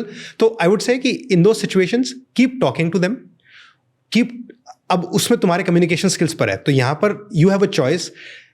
You can either, if you have great skills, I would recommend make it about your needs and तुम्हें उनको educate करना होगा. और I have actually helped people do that कि उनके concerns पूछो एक एक करके. अक्सर क्या होता है कम्युनिकेशन में, तुम सीधा अपनी बात डिफेंड करते हो, उनको ऑर्थोडॉक्स बोलते हो, आप समझते नहीं हो. उससे बेटर तरीका ये है कि उनके सारे कंसर्न्स पूछो. अच्छा दुनिया ये कहेगी, अच्छा उस लड़का अच्छे से कमाता नहीं है, अच्छा इसकी लुक्स अच्छी नहीं है, अच्छा ये, उनके सारे लिस्ट आउट रीजंस करो और एक एक रीज़न का अपनी तरफ से अच्छा जवाब दो. और तुम्हारा काम इतना ही है, वो अगर 50 बार वो रीजंस बोले, उस रीज़न का लॉजिकली आंसर देते जाओ और अपनी बात करो. उसमें क्या होता है, यू मिनिमाइज द डैमेज. तुम उस प्रोसेस में उनके डिसीजन को मान भी नहीं रहे हो पर उनको नीचा भी नहीं दिखा रहे, उनको उल्टा सीधा नहीं बोल रहे. तो तुमने अपना पर्सनल इक्वेशन खराब नहीं किया, क्योंकि otherwise you can go to the other extreme also, जहाँ तुम उन्हें बेवकूफ़ पुरानी सोच का बोल दोगे और उनको गालियाँ दोगे, मेरे पेरेंट्स टॉक्सिक हैं. उस डायरेक्शन में भी जाने की ज़रूरत नहीं है. सो हाउ टू हैंडल वाले में यही है कि कीप आंसरिंग देयर कंसर्न्स. वो नहीं मानेंगे, उनकी सोच नहीं बदलेगी, बट एटलीस्ट तुमने उस कॉन्वर्सेशन में कुछ गलत नहीं किया, कुछ पॉजिटिव छोड़ के गए. और बहुत बार ये भी होता है, पेरेंट्स में से एक parent they come around quicker और वो दूसरे को कन्विंस करते हैं, समझाते हैं. बट एज लॉन्ग एज तुम बात करते रहोगे तो रिलेशनशिप मेंटेन रहेगा, and go for that. So handling में this would be the communication I would always recommend, which people often miss out on. But I also believe कि एक question है जो हर किसी को पूछना चाहिए, वो जब भी रिलेशनशिप में एंटर हो रहे हो, किसी भी रिलेशनशिप में, राइट, भले वो गर्लफ्रेंड बॉयफ्रेंड का रिलेशनशिप हो, शादी हो या कुछ भी, तो एक क्वेश्चन जो हर इंसान को पूछना चाहिए before they get into relationship is कि मेरी कौन सी पर्सनल इनसिक्योरिटीज़ हैं जो इस रिलेशनशिप को ख़राब कर देंगी. एंड इसका आंसर खुद के पास होना चाहिए. बिकॉज बहुत बार क्या होता है, आप एक रिलेशनशिप में एंटर होते हो, आप कहीं ना कहीं बचपन की वजह से, आपके पास की वजह से, आपने इतनी सारी दुनिया में चीज़ें देखी, एक्सपीरियंस करी, उसकी वजह से वुंडेड हो, आपको चोट लगी हुई, आपको पता भी नहीं है, एंड आप एक रिलेशनशिप में चले आते हो और फिर एक्सपेक्ट करते हो कि सामने वाला वो सारी चीज़ें अपने आप समझ के अपने आप ट्रीट करे और रिलेशनशिप बहुत ब्यूटीफुल बना दे. सो फॉर एग्जाम्पल, जैसे हम बात कर रहे थे, किसी को एंगर ट्रिगर हो जाता है, किसी के घर में चिल्ला चोट करके बात करना नॉर्मल करना बहुत नॉर्मल होता है, किसी के लिए बहुत बड़ा ट्रिगर होता है. आप एंटर करते हो, आपने ज़ोर से बोल दिया, relationship start breaking. Very simple thing. So personal क्या चीज़ है, लेट्स से किसी की इनसिक्योरिटी होती है कि यार मैं अपने आप को कम समझता हूँ, दुनिया में मैं इन्फीरियर रहता हूँ, तो मैं उन जगह पे, एंड मे बी आपकी पार्टनर बहुत सोशल है एंड उसे बहुत पसंद है, आप हर बार जाते हो, वो 4 दोस्तों के साथ मज़ा कर देती, फिर आपको लगता है कि यार ये सिर्फ मेरे को मेरे ऊपर जोक बना रही है, ये मेरा मजाक उड़ाने की कोशिश कर रही है, ये मेरे को नीचा दिखाने की कोशिश कर रही है. आपकी पर्सनल इनसिक्योरिटी कि आपको लोगों से कम लगता है, आपकी पार्टनर नहीं कर रही. ऐसे न जाने कितनी सारी चीज़ें होती है जो पर्सनल इनसिक्योरिटीज़ होती है और वो एक रिलेशनशिप को ख़राब कर देती है. So before you enter any relationship, ask yourself, क्या मेरी पर्सनल इनसिक्योरिटी है, मुझ में क्या लगता है मुझे कि कुछ चीज़ें जो कमी है जिसके ऊपर मुझे काम करना है, वो कमियाँ क्या इस रिलेशनशिप को बिगाड़ सकती है, हाँ या ना. अगर हाँ है तो आज से काम करना स्टार्ट करो और अपने पार्टनर को बता दो. And that I feel is a very important question which people miss out. हमारे पास लिस्ट होती है हमें पार्टनर में क्या चाहिए, हम कभी ये लिस्ट नहीं बनाते कि हमारे अंदर क्या क्या खराब है जो इस रिलेशनशिप को बाद में खराब कर देगी. डू यू थिंक आज के ज़माने में लोगों को बच्चे करने चाहिए? They should have kids? Absolutely.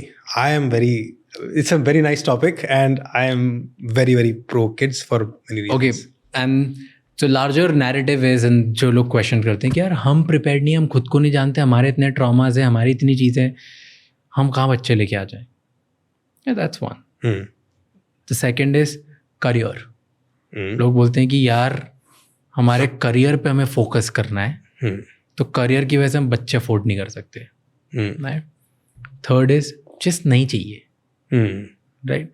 Fourth is financial problem, कि जैसे जैसे तो हम हमारी खुद की इच्छाएं पूरी कर पाते हैं, खुद का गुजारा कर पाते हैं, कहाँ बच्चे लेके आ जाएं, उनके खर्चे और उनके स्कूल का खर्चा, उनका खर्चा, बहुत सारी चीज़ें, 50,000 चीज़ें और वो ज़्यादा मांगेंगे. Right. So that is and then बहुत लोग उसके बाद अब तो एक्सट्रीम हो गए, which is very difficult reason to understand, but large majority लोग देते हैं कि दुनिया इतनी ख़राब हो गई कि मुझे मेरे बच्चे लाने ही नहीं इस दुनिया में. ख़राब दुनिया में पोल्यूशन इतना हो रहा है, लोग बेकार होते जा रहे हैं, तो जब इतनी चीज़ें हो गई है, मैं क्यों लाऊं बच्चे? सो डू यू थिंक लोगों को बच्चे करने चाहिए आज के ज़माने? एक्चुअली बड़े ये एक एक रीज़न डिस्कस करना, बड़ा अच्छे रीजंस दिए थे कि मेरे को लिखने चाहिए थे पहले. ठीक है. तो एक सर्वे हुआ था प्यू रिसर्च में, विच इज 57% लोगों ने बोला. तो एक्चुअली ये सर्वे ऐसा था कि मल्टीपल ऑप्शंस लोग चूज कर सकते थे. Right. It's not like a full 100% में से मल्टीपल लोगों ने. तो 57% लोगों ने बोला कि हमें चाहिए ही नहीं बच्चे. ठीक है. फिर 44% लोगों ने बोला कि हमें करियर को प्रायोरिटाइज करना है, इसलिए नहीं चाहिए. 38% लोगों ने बोला कि दुनिया इतनी ख़राब हो गई है, इतनी बेकार हो गई है, गवर्नमेंट हमारी बाहर जा रही है, पोल्यूशन इतना हो गया, हम नहीं लाएंगे बच्चे. राइट. एंड 26% लोगों ने बोला कि हमारे पास पैसे ही नहीं है, हमारे खुद का खर्चा नहीं चलता, हम नहीं ला सकते. राइट. तो ये total these are the 4 major reasons why people actually don't want kids. And लोग बिलीव करते हैं कि नहीं, बच्चे होना बेटर है, इसलिए हमें नहीं चाहिए. तो यू से द फर्स्ट वन एंड हम एक एक करके डिस्कस करते हैं. तो ठीक है, पहला तो नहीं चाहिए. राइट. सी, इसमें भी रिसर्च बड़ी क्लियर है कि ऑब्वियसली बच्चे होने के बाद ऑन एवरेज एक बार तुम्हारी लाइफ में जो डिस्कॉर्ड है, प्रॉब्लम्स हैं, बढ़ती हैं, and satisfaction, even marriage satisfaction, it goes low. So it's pretty like understood. But turns out in the long run people actually enjoy better life satisfaction and even better marriages in the long run, क्योंकि ultimately we are, हमारा जो wiring है, जो deep down genetic wiring है, ये relationships के around बहुत ज़्यादा बिल्ट है. एंड इवन जो रिप्रोडक्शन सो टू से और बच्चे करना, ये हमारे नर्वस सिस्टम कह लो, हमारा साइकोलॉजी कह लो, उसका इतना इंपॉर्टेंट एलिमेंट क्रिएट करता है कि when you do that in the long run it fulfils certain part of your life which nothing else can. मान लो तुमने चॉकलेट कभी नहीं खाई है, अब तुम्हें कोई कितना भी समझा दे, राइट, तुम्हें वो समझा के कुछ होगा ही नहीं. तुमने अगर वो कुछ टेस्ट नहीं की, तो जो पेरेंट बनने की फीलिंग है और जो the love, the connection which you feel with the child, पहली बात तो you can not imagine it otherwise. So that's one reason why people don't fully understand the benefit. उनको कॉस्ट तो सीधी सी दिख रही है कि पैसा जाएगा, टाइम लगेगा, मेरे करियर में ये लिख रहा है. तो costs are very visible, the benefits are not directly visible, and many benefits come much later in the stages, जहाँ पर if you are able to maintain your family well, तो long term में when you have an extended family, बच्चे आएंगे, मिलना होगा, जब older age आएगा, तो benefits are so far out in the future कि in that moment लगता है कि यार अभी क्यों, मतलब. so अगर तुम बहुत present oriented चल रहे हो कि आज ये fun चाहिए और everyday optimize चाहिए, तो children would not make sense for you. but अगर if you're open to the fact कि it is a qualitatively different experience which I cannot have through कितने भी ट्रिप्स कर लूँ, मैं कितनी भी अपने करियर में सक्सेस कर लूँ, it's a qualitatively different experience of life. Another reason I do think कि people sort of overestimate कि पेरेंटिंग का कॉस्ट भी इन मैनी वेज. तो क्या है कि एक तो टाइम वाइज अक्सर लोग सोचते हैं कि एक बार पेरेंट्स बन गए तो पता नहीं कितना लंबा काम है. Technically highly intensive work only few years का होता है.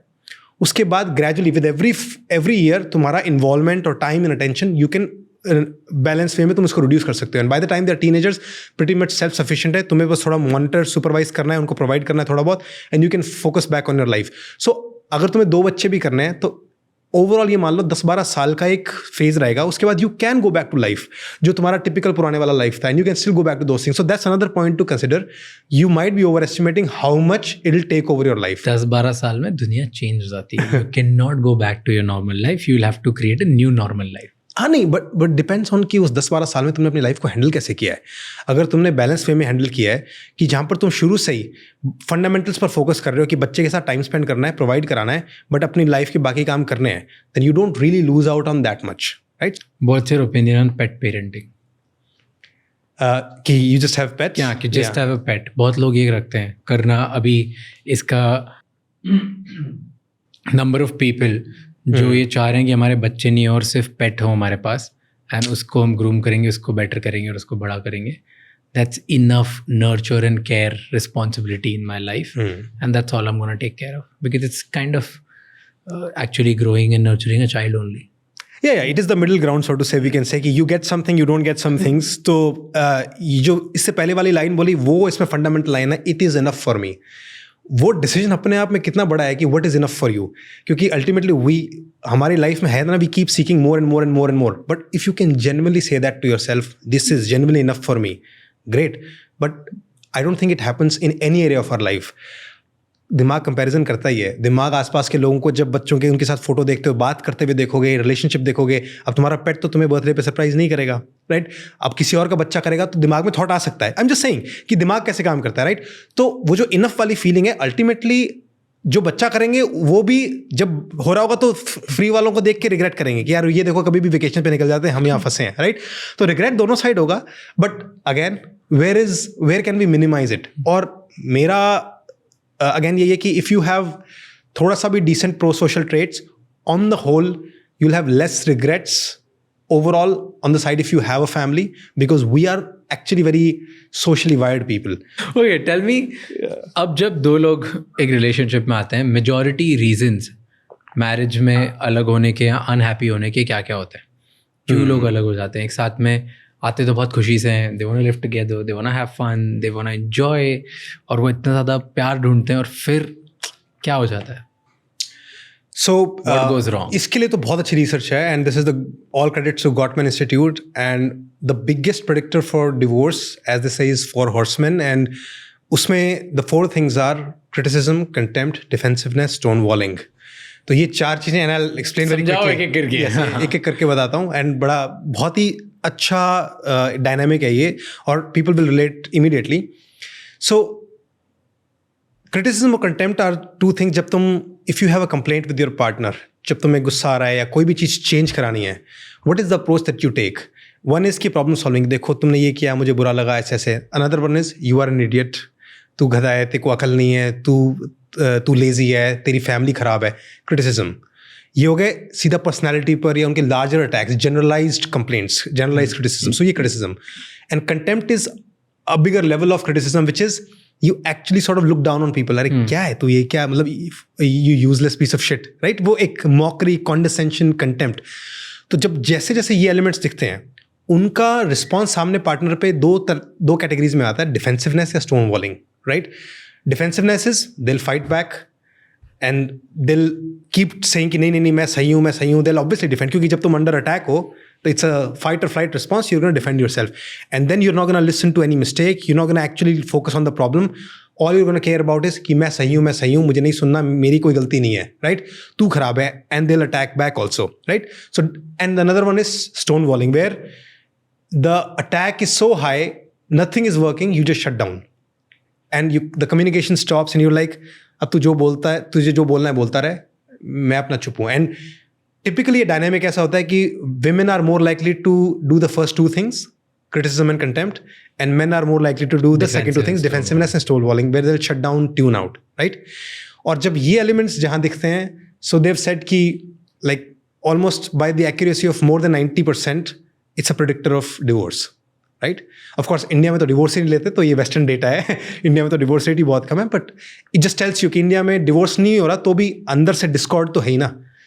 But these are the biggest predictors. बढ़ते जा रहा है डिवोर्स रेट इंडिया में, बढ़ते जा रहा है. हाँ, तो ये साइंस जहाँ दिख रहे हैं, that's the biggest one. And then of course there are other things. For example, there is a thing called, they call turning towards, which is कि अगर तुम्हारा पार्टनर तुमसे अटेंशन मांग रहा है, राइट? उस समय व्हाट डू यू डू? एक कह रहे यार डिस्टर्ब मत कर, राइट? तुमने उसको दूर भगा दिया। एक है कि तुमने थोड़ा बहुत सुना, न्यूट्रली अपने काम लग गए। एक है कि तुम बिजी हो, सुन ही नहीं रहे हो। और एक है तुम बहुत पॉजिटिव रिस्पॉन्ड करो, अच्छा तुम बताओ क्या है। सो ये भी science, these are very fundamental things. तो इससे पता चलता है तुम्हारा ओरिएंटेशन क्या है टूवर्ड्स योर पार्टनर। सो सुनने में बड़ी सुपरफिशियल बात लगती है, इतनी सी बात क्या है, बट अगर तुम्हारा day on a day basis interaction ऐसा है जहां तुम्हारा partner calls for you and you are just turning away and you are just not there, that, तो उसमें क्या है कि कनेक्शन और इंटिमेसी वो डेवलप ही नहीं हो पा रहा deep down, and that again becomes a big predictor for divorce. And on the whole they have developed this ratio which is positive to negative ratio.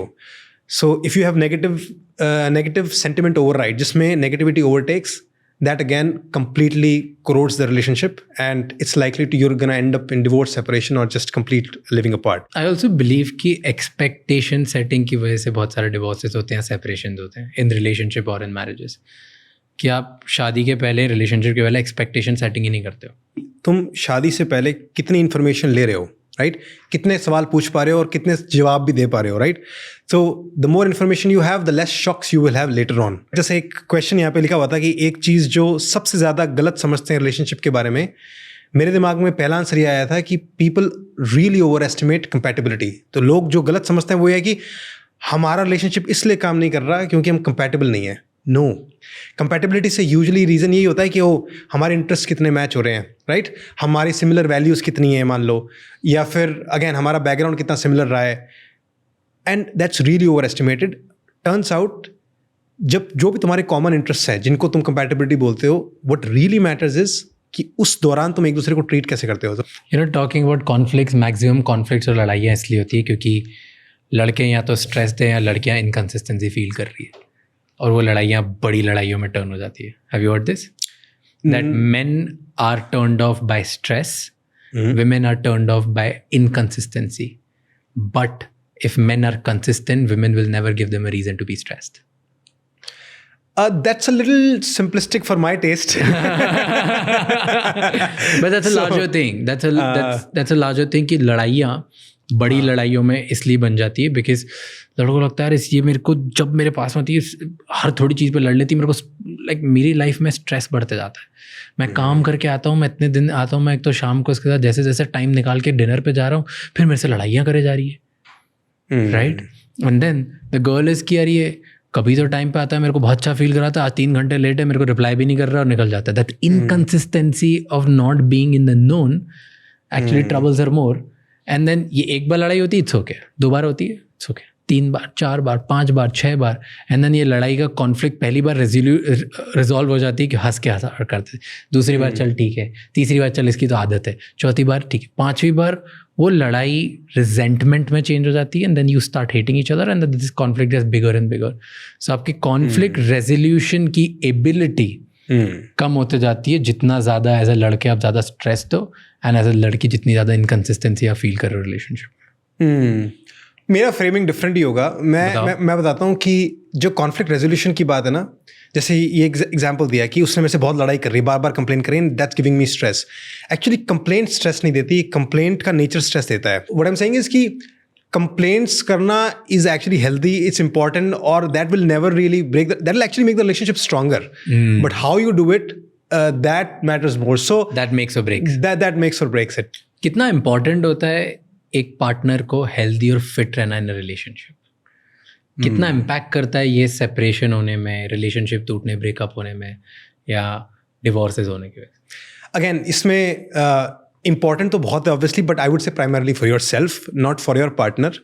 But I agree कि partners के आपस में need हो सकती है कि let's say थोड़ा तो ग्रूमिंग करो, क्योंकि उससे उनका मान लो अट्रैक्शन इन्वॉल्व है, how they feel about you, sexual intimacy, वो सब चीज़ें भी इन्वॉल्व है. एंड अगेन ये वाली इमेज वाली बात है कि सब अपनी एक इमेज चाहते हैं. तो अगर मैं अपने पार्टनर के साथ आइडेंटिफाई करता हूँ तो it's like we are representing to the world कि दिस इज अस, राइट? हमारी फैमिली है. तो अगर if I have those needs कि मुझे गुड लुकिंग लगना है एंड मुझे फिट लगना है, और मेरा पार्टनर एकदम वो है, तो सडनली मेरी जो रिप्रेजेंटेशन टू द वर्ल्ड है इट्स एकदम कॉम्प्रोमाइज्ड, राइट? बहुत हर्ट हो रही है इससे. तो for multiple reasons people can want कि भाई मेरा पार्टनर भी वो मेरे एजेंडा में आए और फिट हो, गुड लुकिंग हो, वो सब आता है. तो मेरा इसमें अगेन जनरल व्यू है कि primarily you need to do things for your self, for your own health, वो तो करना ही करना है. जहाँ तक पार्टनर के लिए कॉम्प्रोमाइज़ की बात है, then it comes back to the larger question, हम किस लेवल तक एक दूसरे के लिए कॉम्प्रोमाइज़ कर रहे हैं. I believe that it's your responsibility to look good for your partner. Because बहुत लोग क्या करते हैं, एक रिलेशनशिप में आ जाते हैं, फिर साथ में रहते हैं, स्टार्टिंग में तो बहुत इंप्रेस करने की कोशिश करते हैं, बाद में they take it for casualty, that like हाँ ठीक है, कुछ भी पहन लो, ढंग से कभी रेडी नहीं होंगे, ढंग से कभी दिखेंगे नहीं, ढंग से एफर्ट नहीं लगाएंगे खुद पे, खुद हेल्दी नहीं होंगे, खुद एक्चुअली ग्रूम नहीं होंगे, अच्छी चीज़ें नहीं करेंगे, अच्छी स्मेल नहीं करेंगे. और वो रिलेशनशिप कहीं ना कहीं बाद में ना ब्रेकअप हो जाए. ब्रेकअप के बाद करते हैं ना लोग, जिम जाते हैं, बॉडी बनाते हैं, अच्छा दिखते हैं. तो जब रिलेशनशिप में हो तभी कर लो. बिकॉज जब नहीं थी या जब वो नहीं था, तब स्टार्टिंग में सब किया था. जब फर्स्ट डेट पे गए थे, पूरा ऊपर से नीचे तैयार हो गए थे, 5 लोगों से पूछा था और 10 बार कपड़े चेंज करे थे और 10 परफ्यूम्स ट्राई करी थी, फिर गए थे. Right, you did those efforts. तुमने बाल सही कटाए थे, तुमने कपड़े सही पहने थे, तुमने हर चीज़ में एफर्ट डाला था, every little thing on your self, so that you look good for your partner. तो जब हो रिलेशनशिप में, तब भी तुम्हें एफर्ट डालने चाहिए, and you should always do that, and it's your responsibility. नहीं तो बाद में ब्रेकअप के बाद वापस वही करना है. तो जब हो एटलीस्ट कर लो. No, that is a good point. और इसमें यह भी है कि अगर तुम नहीं कर रहे हो तो just be prepared for the consequences. जैसे कॉन्सिक्वेंस क्या है कि अब तुम सोच रहे हो कि मैं एफर्ट तो करूँगा नहीं, बट पार्टनर स्टिल इंटरेस्टेड रहे. मान लो अब बंदे ने ग्रूम नहीं किया, बट मेरे को I want sex still, right. मेरे को इंटीमेसी तो फिर भी चाहिए, लाइक वो मेरे से अट्रैक्टेड हो, मेरे को अच्छे कॉम्प्लीमेंट दे, मेरे को वैसे ट्रीट करे, एंड मेरे में इंटरेस्ट फिर भी रखे. So if you make those choices, then just be prepared that your partner is likely to lose interest in you, and they might feel even repulsed by you. So तुम अपना grooming नहीं करोगे, वो तुम्हारा right है, but फिर partner का aversion भी उनका राइट है कि लाइक मेरे को भाई तेरे से दूर रहना है, तो वो उनका भी राइट है.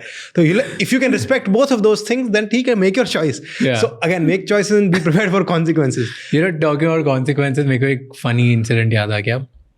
मैं पढ़ रहा था कि प्रीनप्स लोग कराते हैं यूएस में, राइट, और वो प्रीनप डॉक्यूमेंट बनाते हैं. एंड उसमें one of the funniest prenups, one of the most unreasonable prenup मैंने पढ़ा था, which was related to this. तो कहता है एक बहुत रईस आदमी ने एक बहुत ही हॉट मॉडल से शादी करी, और उसका प्रीनप था कि जब भी हमारा डिवोर्स होगा, तो आज ये इतना वेट करती है, मान लो ये XYZ kgs की है, 55 kgs की, ठीक है. तो जब अगर ये लाइफ में उस टाइम पे 65 kgs हुई, तो इसका 10% एलिमनी कम हो जाएगी. विथ एवरी 10 kgs इसकी 10% एलिमनी कम होते जाएगी. तो अगर ये 55 है और हमारा डिवोर्स हो रहा है, जब ये 85 हो गई, 30% कम दूंगा एलिमनी. सो टुडे हम दोनों का 50% एलिमनी है, बट उसका जैसे जैसे वेट बढ़ते जाएगा 10% उसकी वो एलिमनी कम होती जाएगी with every 10 kgs of extra, and 10% alimony कम होगी. And which was bizarre. I was like, and this is acceptable by law there. US में एक्सेप्टेबल है, अलाउ हुआ. इट्स पता नहीं फिर वो हुई मैरिज, मतलब मैरिज तो हो गई, बट आज वो साथ में कि नहीं है वो नहीं पता मुझे. I actually want to know कि उस इंसान के साथ हुआ क्या अल्टीमेटली. अब I'm curious. No, because his rationale was, मतलब वो अपने जो उसका स्टेटमेंट था, उसके डिवोर्स लॉयर्स ने स्टेटमेंट दिया था, तो उसका डिवोर्स लॉयर बता रहा था कि उसका रैशनल ये था कि यार ये लड़की मेरे से शादी इसलिए कर रही क्योंकि मैं बहुत पैसे वाला हूँ, मैं इससे इसलिए कर रहा हूँ क्योंकि बहुत सुंदर है. तो जब हम दोनों की एक्चुअल नीड फुलफिल्ड है और हम दोनों ने आइडेंटिफाई किया हम किसके लिए कर रहे हैं, आज हम दोनों बहुत अट्रैक्टेड हैं एक दूसरे से, क्योंकि मैं पावर में और मैं पैसे वाला हूँ, मैं अट्रैक्टेड हूँ क्योंकि बहुत सुंदर है, एंड वेरी लाइक इससे मेरा स्टेटस बढ़ता है, मुझे अच्छा लगता है. सो इफ एकदम क्लियर है तो why not have this thing कि उसे मेंटेन करना पड़ेगा. मुझे अगर मेरा पैसा बढ़ाना है तो उसको मेंटेन, क्योंकि मैं तो बढ़ाते जाऊँगा. So I want to make sure that this happens. And I was like, this is crazy. ये यूएस में ही हो सकता है. ये ऐसी इनसेन चीजें सिर्फ अमेरिका में हो सकती है, और ये लॉ उनका मानता भी है. And it actually, and people से इट आउट लाउड कि हाँ दिमाग में थॉट आ सकता है, पर लिख लिया, लॉयर को बोल दिया. It is it's pretty bizarre. India में बहुत धच्चियाँ करते हैं इस चीज़ की. अगर if a woman wants to take revenge, she can fuck you. The recent case, Atul Subhash. I mean, in every, but this is just one case. There are thousands of cases every day जहाँ पे men in India are struggling.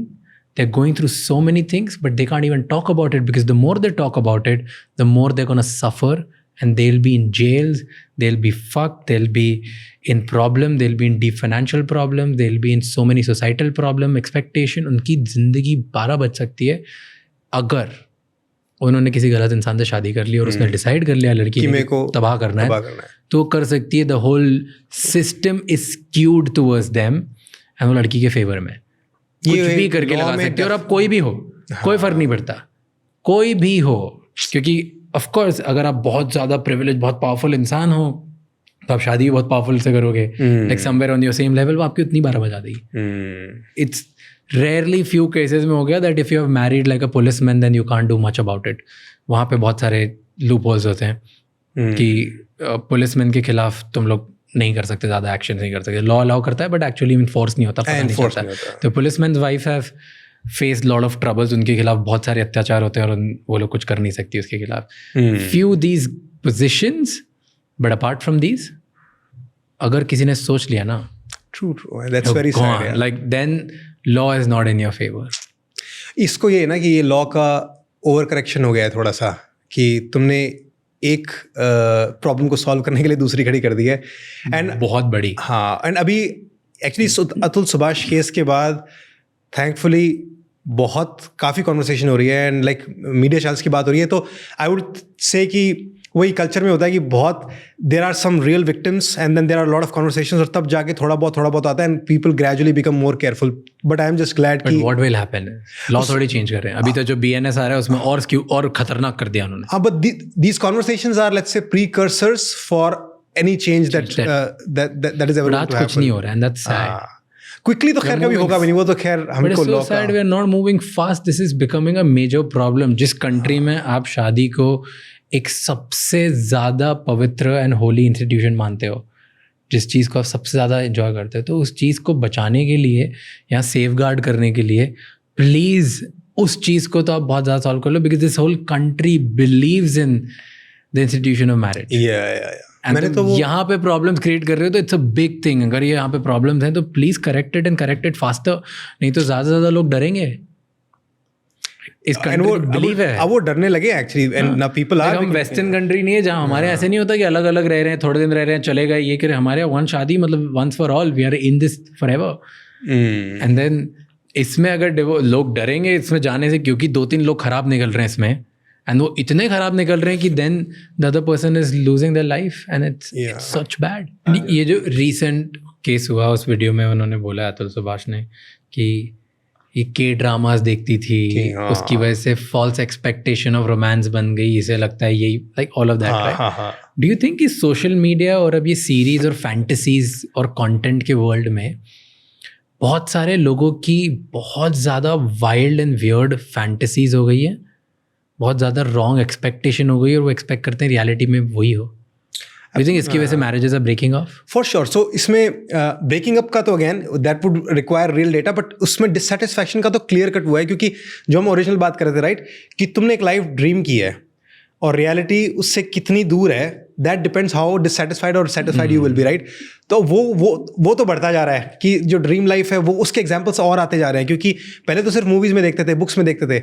अभी right now तुम अपने आसपास के 50 couples में भी देख रहे हो उनकी बेस्ट मोमेंट्स. तो ड्रीम लाइफ की पिक्चर और शाइनी हो गई है, बट इंसान तो बदल नहीं रहे हैं, जेनेटिक्स तो चेंज नहीं हुए हैं, साइकोलॉजी तो चेंज नहीं हुई है. तो एक्चुअल में जब तुम्हें पार्टनर मिलेगा तो उसकी स्ट्रेंथ्स, कैपेबिलिटीज, पर्सनैलिटी तो बड़ी रेगुलर ही है. तो जितना तुम टॉप लेवल बढ़ाते जाओगे उतना डिससेटिस्फैक्शन बढ़ता जाएगा, more dissatisfaction, more fights and more divorces. So I definitely think कि ये जो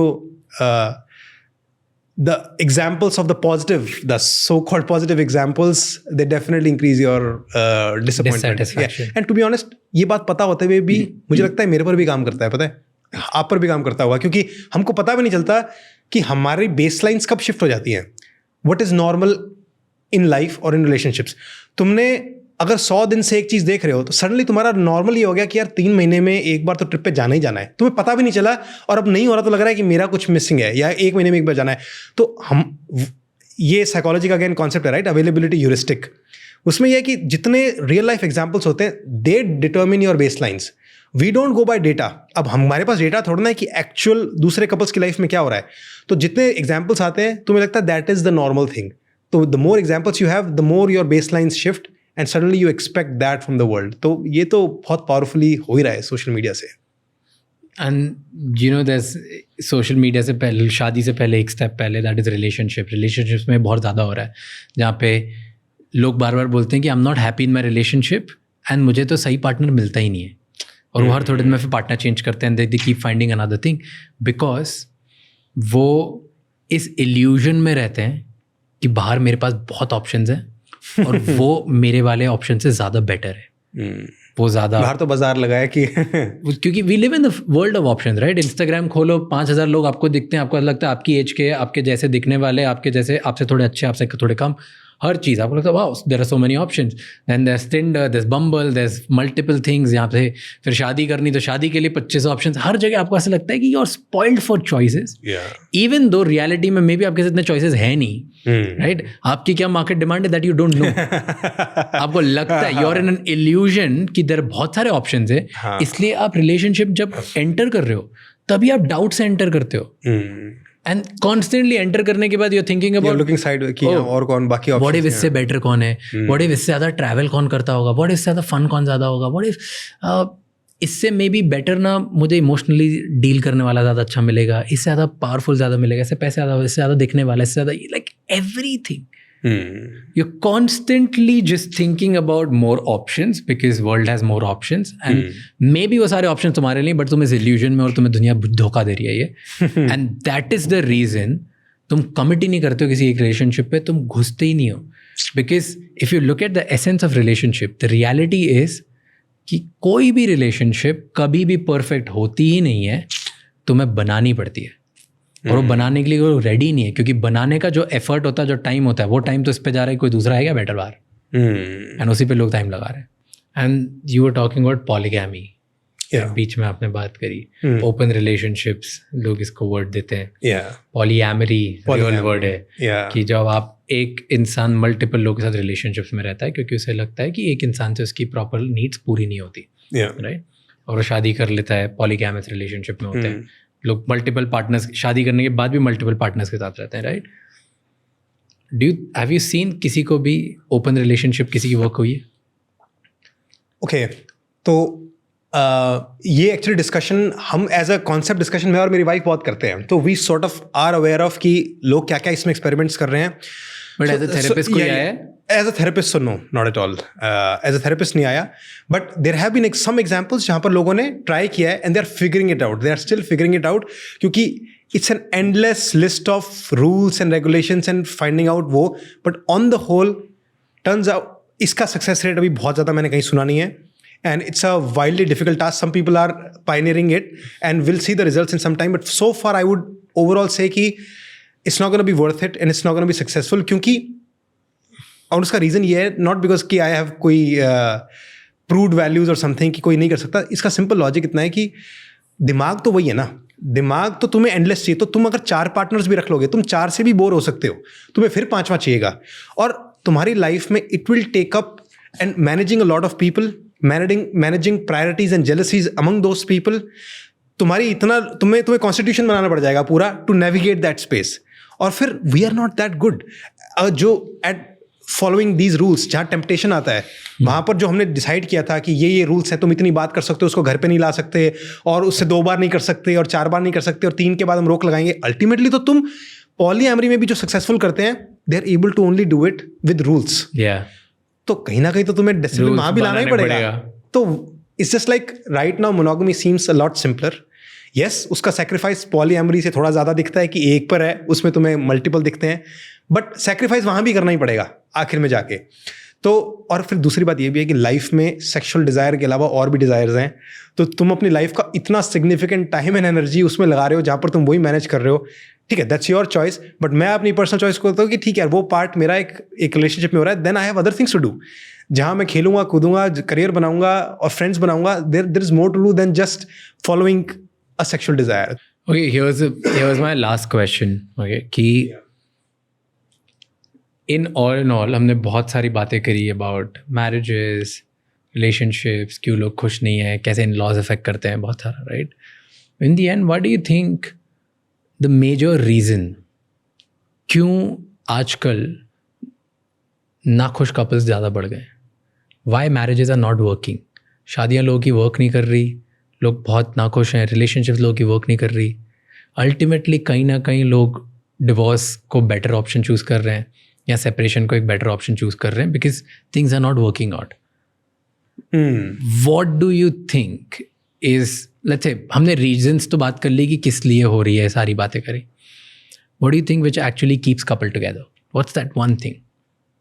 क्या है जो ये इस पूरे ट्रेंड को या पर्सनल नीड्स को या सेपरेशन के लोग आगे निकल जाते, 7 ईयर रिच के आगे निकल जाते हैं? आई थिंक जो कपल कभी डिवोर्स नहीं करते उनमें क्या ऐसी खास बात होती है? आई थिंक फंडामेंटली जो हमने जो रेशो की बात की थी, उसको एक अच्छी एनालॉजी जो वो यूज़ करते हैं वो बैंक बैलेंस की तरह है कि तुम एक रिलेशनशिप को में कितना बैंक बैलेंस डालते हो पॉजिटिविटी और कितना निकालते हो, राइट? और निकालना इज़ नेगेटिविटी एंड डालना इज़ पॉजिटिविटी. तो that really is the central sort of currency of how good the relationship and और how rich the relationship would be. तो सबकी यूनिक प्रॉब्लम्स हैं, सबकी यूनिक वैल्यूज़ एंड डिफरेंसेस हैं, but on the whole at the end of the day तुम्हारे आपस के interaction में क्या आया और day on a day basis वो क्या हो रहा है, क्या बिल्ड हो रहा है, कंपाउंड क्या हो रहा है, दैट अल्टीमेटली डिटर्मिन्स कि 20 साल बाद 30 साल बाद where will you end up, are you going in the direction of positivity, neutral और नेगेटिव. सो अगर मुझे रियली वो सेंट्रल पिक करना होगा और किसी इंसान को अगर अपने रिलेशनशिप को भी ऐसे ट्रैक करना है, really get down to the basics कि आज मैंने कितनी बार एक दूसरे को हमने नाइस चीज़ें बोली, थैंकफुलनेस बोली, हमने एक दूसरे की बात सुनी, बैठे एक ऐसी कॉन्वर्सेशन की जिसमें हमने एक दूसरे को डिस्ट्रेस किया. There are so many positive things, we can get into that, but it is your duty to sort of know कि what actually is positive for a relationship. Figure those options out. तुम्हें buffet of options मिलेंगे 15, 20, 25, उसमें से अपने 5-6 उठाओ और 10 उठाओ, जितने भी कर सकते हो, एंड मेक श्योर कि they are in your life on a day to day level. आज मंडे को मैंने क्या किया, सो लेट्स से तुमने इतनी सी बात है कि एक वीक में you sort of need a few hours of minimum interaction. They say at least 5 hours, but ये एटलीस्ट है, बेयर मिनिमम है. Ideally you can take it to 7 to 10 hours of actual connection time जहाँ तुम बात कर रहे हो. अब मान लो तुम्हारा रिलेशनशिप ऐसा चल रहा है कि 2-2, 3-3 महीने निकल गए हैं, बस ऊपर इन्फॉर्मेशन की बातें हो रही है, बिजीनेस इतनी है, कनेक्ट ही नहीं कर रहे हो, तो you are significantly losing out on that building of emotional balance, that positive balance, and your relationship is on a bad track. तो तुम्हें पता चल जाना चाहिए कि यार हम जो डे टू डे में कर रहे हैं, at the end of the week inventory ले लो कि क्या क्या हुआ क्या नहीं, and if you keep tracking that, फिर तुम्हें अपने आप आएगा कि अरे यार सही बात है, एक वीक निकल गया, बैठ के अच्छे से बात ही नहीं की, and then figure out ways how do I find ways to connect, and उसके बहुत ऑप्शंस मिल जाएंगे. Literally listen to your partner. वो बोल देंगे कि यार आई लाइक इट जब तुम ऑफिस से घर पे आके मेरे से आधा घंटा बात करते हो, मुझे अपनी कंप्लेन करनी है, मुझे तुम्हारी भी सुननी है, बट हम कनेक्ट करेंगे, इतनी सी बात. वो तुम्हारा पार्टनर बता देगा. कोई बोलेगा कि मेरे को तुम्हारे साथ डिनर पे जाना है या टीवी देखना है, ऑप्शंस मिल जाएंगे, but you really have to keep it a conscious decision in mind ki on a very day-to-day basis we have to have significant majority of positive interactions than the negative ones. And yeah, that's the in end I would like to say, ये example से मैं समझाऊंगा, मुझे काफ़ी अच्छा लगता है. Tell me whether you agree और नो. तो अगर मेरी एक जॉब है और मैं काम पे जाना छोड़ दूँ तो क्या होगा? मुझे फायर कर दिया जाएगा, राइट? पर अगर मैं बोलूँ कि यार मुझे ना मेरा काम बहुत पसंद है, मुझे बहुत प्यार है मेरे काम से, मुझे उस काम पे जब भी जाता हूँ मुझे बहुत खुशी मिलती है, फिर भी यूल से कि भाई काम पे नहीं जाएगा तो कितना भी प्यार करता हो, कितनी खुशी मिलती है, तुझे फायर कर दिया जाएगा, you will be thrown out of the company, तुझे काम से निकाल दिया जाएगा. That's exactly what happens in relationship. तुम्हें बहुत प्यार है उस इंसान से, तुम्हें उसके साथ बहुत खुशी मिलती है, तुम बहुत सपोर्ट करते हो, बट तुम उस रिलेशनशिप पे काम करना छोड़ देते हो, तुम उधर शो अप करना छोड़ देते हो, तुम उस रिलेशनशिप पे जाते ही नहीं, अवेलेबल ही नहीं होते हो. एंड धीरे धीरे जब तुम्हें रिलेशनशिप स्ट्रांग होती है, लंबा टाइम बनते जाता है, तब तुम उस रिलेशनशिप पे काम करना छोड़ देते हो और अनअवेलेबल होने लग जाते हो. इसकी वजह से रिलेशनशिप तुम्हें फायर कर देती है, रिलेशनशिप तुम्हें निकाल देती है अपनी लाइफ से. Very very good example. And जितने लोग को समझ नहीं आता ना दैट रोज रिलेशनशिप पे काम करना उतना ही ज़रूरी है जितना खुद पे और खुद की जॉब पे. देन उन्हें ये एनालॉजी समझनी चाहिए कि जैसे तुम अपनी जॉब से फायर हो जाओगे ना, 2 दिन काम पे नहीं गए बैक टू बैक, उसी तरह से 2 हफ्ते रिलेशनशिप पे नहीं जाओगे ना तो फायर हो जाओगे. इसमें I would actually add one more thing, और इसी को एक्सपैंड करते हुए कि you really have to develop tolerance for pain. Really and what I mean is क्योंकि लोगों को क्या होता है कि that's for life. That's for life also exactly. तो रिलेशनशिप में कई बार एक्सपेक्टेशन गलत ये होती है कि ये कंप्लेंट्स आ ही क्यों रही हैं, क्यों बात करना पड़ रहा है यार, अब आधा घंटा मेरे दिमाग में तो सॉर्टेड है, तेरे को क्यों नहीं समझ में आ रहा, मैं अभी चिल कर सकता था, मैं बात क्यों करनी पड़ेगी. अपने दिमाग में मान ही लो, पहले खुद को बोल दो कि मेरी लाइफ का रिलेशनशिप का 10% टाइम झगड़े में जाएगा यार, हीटेड डिस्कशंस में जाएगा ही जाएगा. उसके लिए निकाल लो बैंडविड्थ, उसके लिए एलोकेट कर दो, जैसे फंड्स एलोकेट करते हैं ना कि बीमारी के लिए करते हैं. तो वो टाइम एलोकेट कर ही दो कि ये तो जाना ही जाना है, ये तो लगने देना ही है मेरे को. तो then it just becomes easier कि तुम लाइक जब आएगा अच्छा ठीक है, now it's my time to give that time for the painful conversations, और रुकना ही पड़ेगा. इतनी टॉलरेंस से भी बहुत फर्क पड़ जाता है. Otherwise you always वांना run away from those conversations, और दे विल रियली डिटर्मिन कि तुम्हारा पार्टनर अल्टीमेटली तुम्हारे बारे में क्या फील करता है, रिलेशनशिप के बारे में क्या फील करता है, and how much you grow और not, and ultimately you divorce और स्टे टुगेदर. तो this is something that I always tell my clients कि just allocate time energy for just those bad moments. Thank you so much for sharing all your wisdom and all your knowledge about your studies, experiences, and everything that you have actually mastered in your life. Thank you so much for sharing lot of stuff. काफ़ी मज़ा आया. मैं बहुत बात कर सकता हूँ, but I had to sum it up at some place. Yeah, of बहुत course. सारी चीज़ें थी, I had to leave. Yeah. But thank you so much for doing this. No, thank you so much. Oh, Raj. Hi. Nice to meet you, brother. Pleasure to see you too. How are you? I'm good as well. How are you? Good to see you. Very nice place, yaar. Thank you. I started a podcast for a while. Oh, तो nice. 6-7 episode record किए थे. But actually I just realise कि podcasting करने में बड़ा मजा आता है, but it's real work. Yeah, it's a lot of work. It's a lot of work.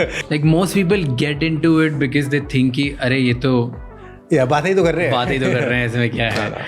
So they don't understand कि बातें is the glamorous part. हाँ. Like it's the easiest part. That's the 10% part, 20% part. उसके पीछे जो 80% वो है, But- तो it's not so easy. Thank you so much ये एपिसोड एंड तक देखने के लिए. अब आपको 3 चीज़ें करनी है.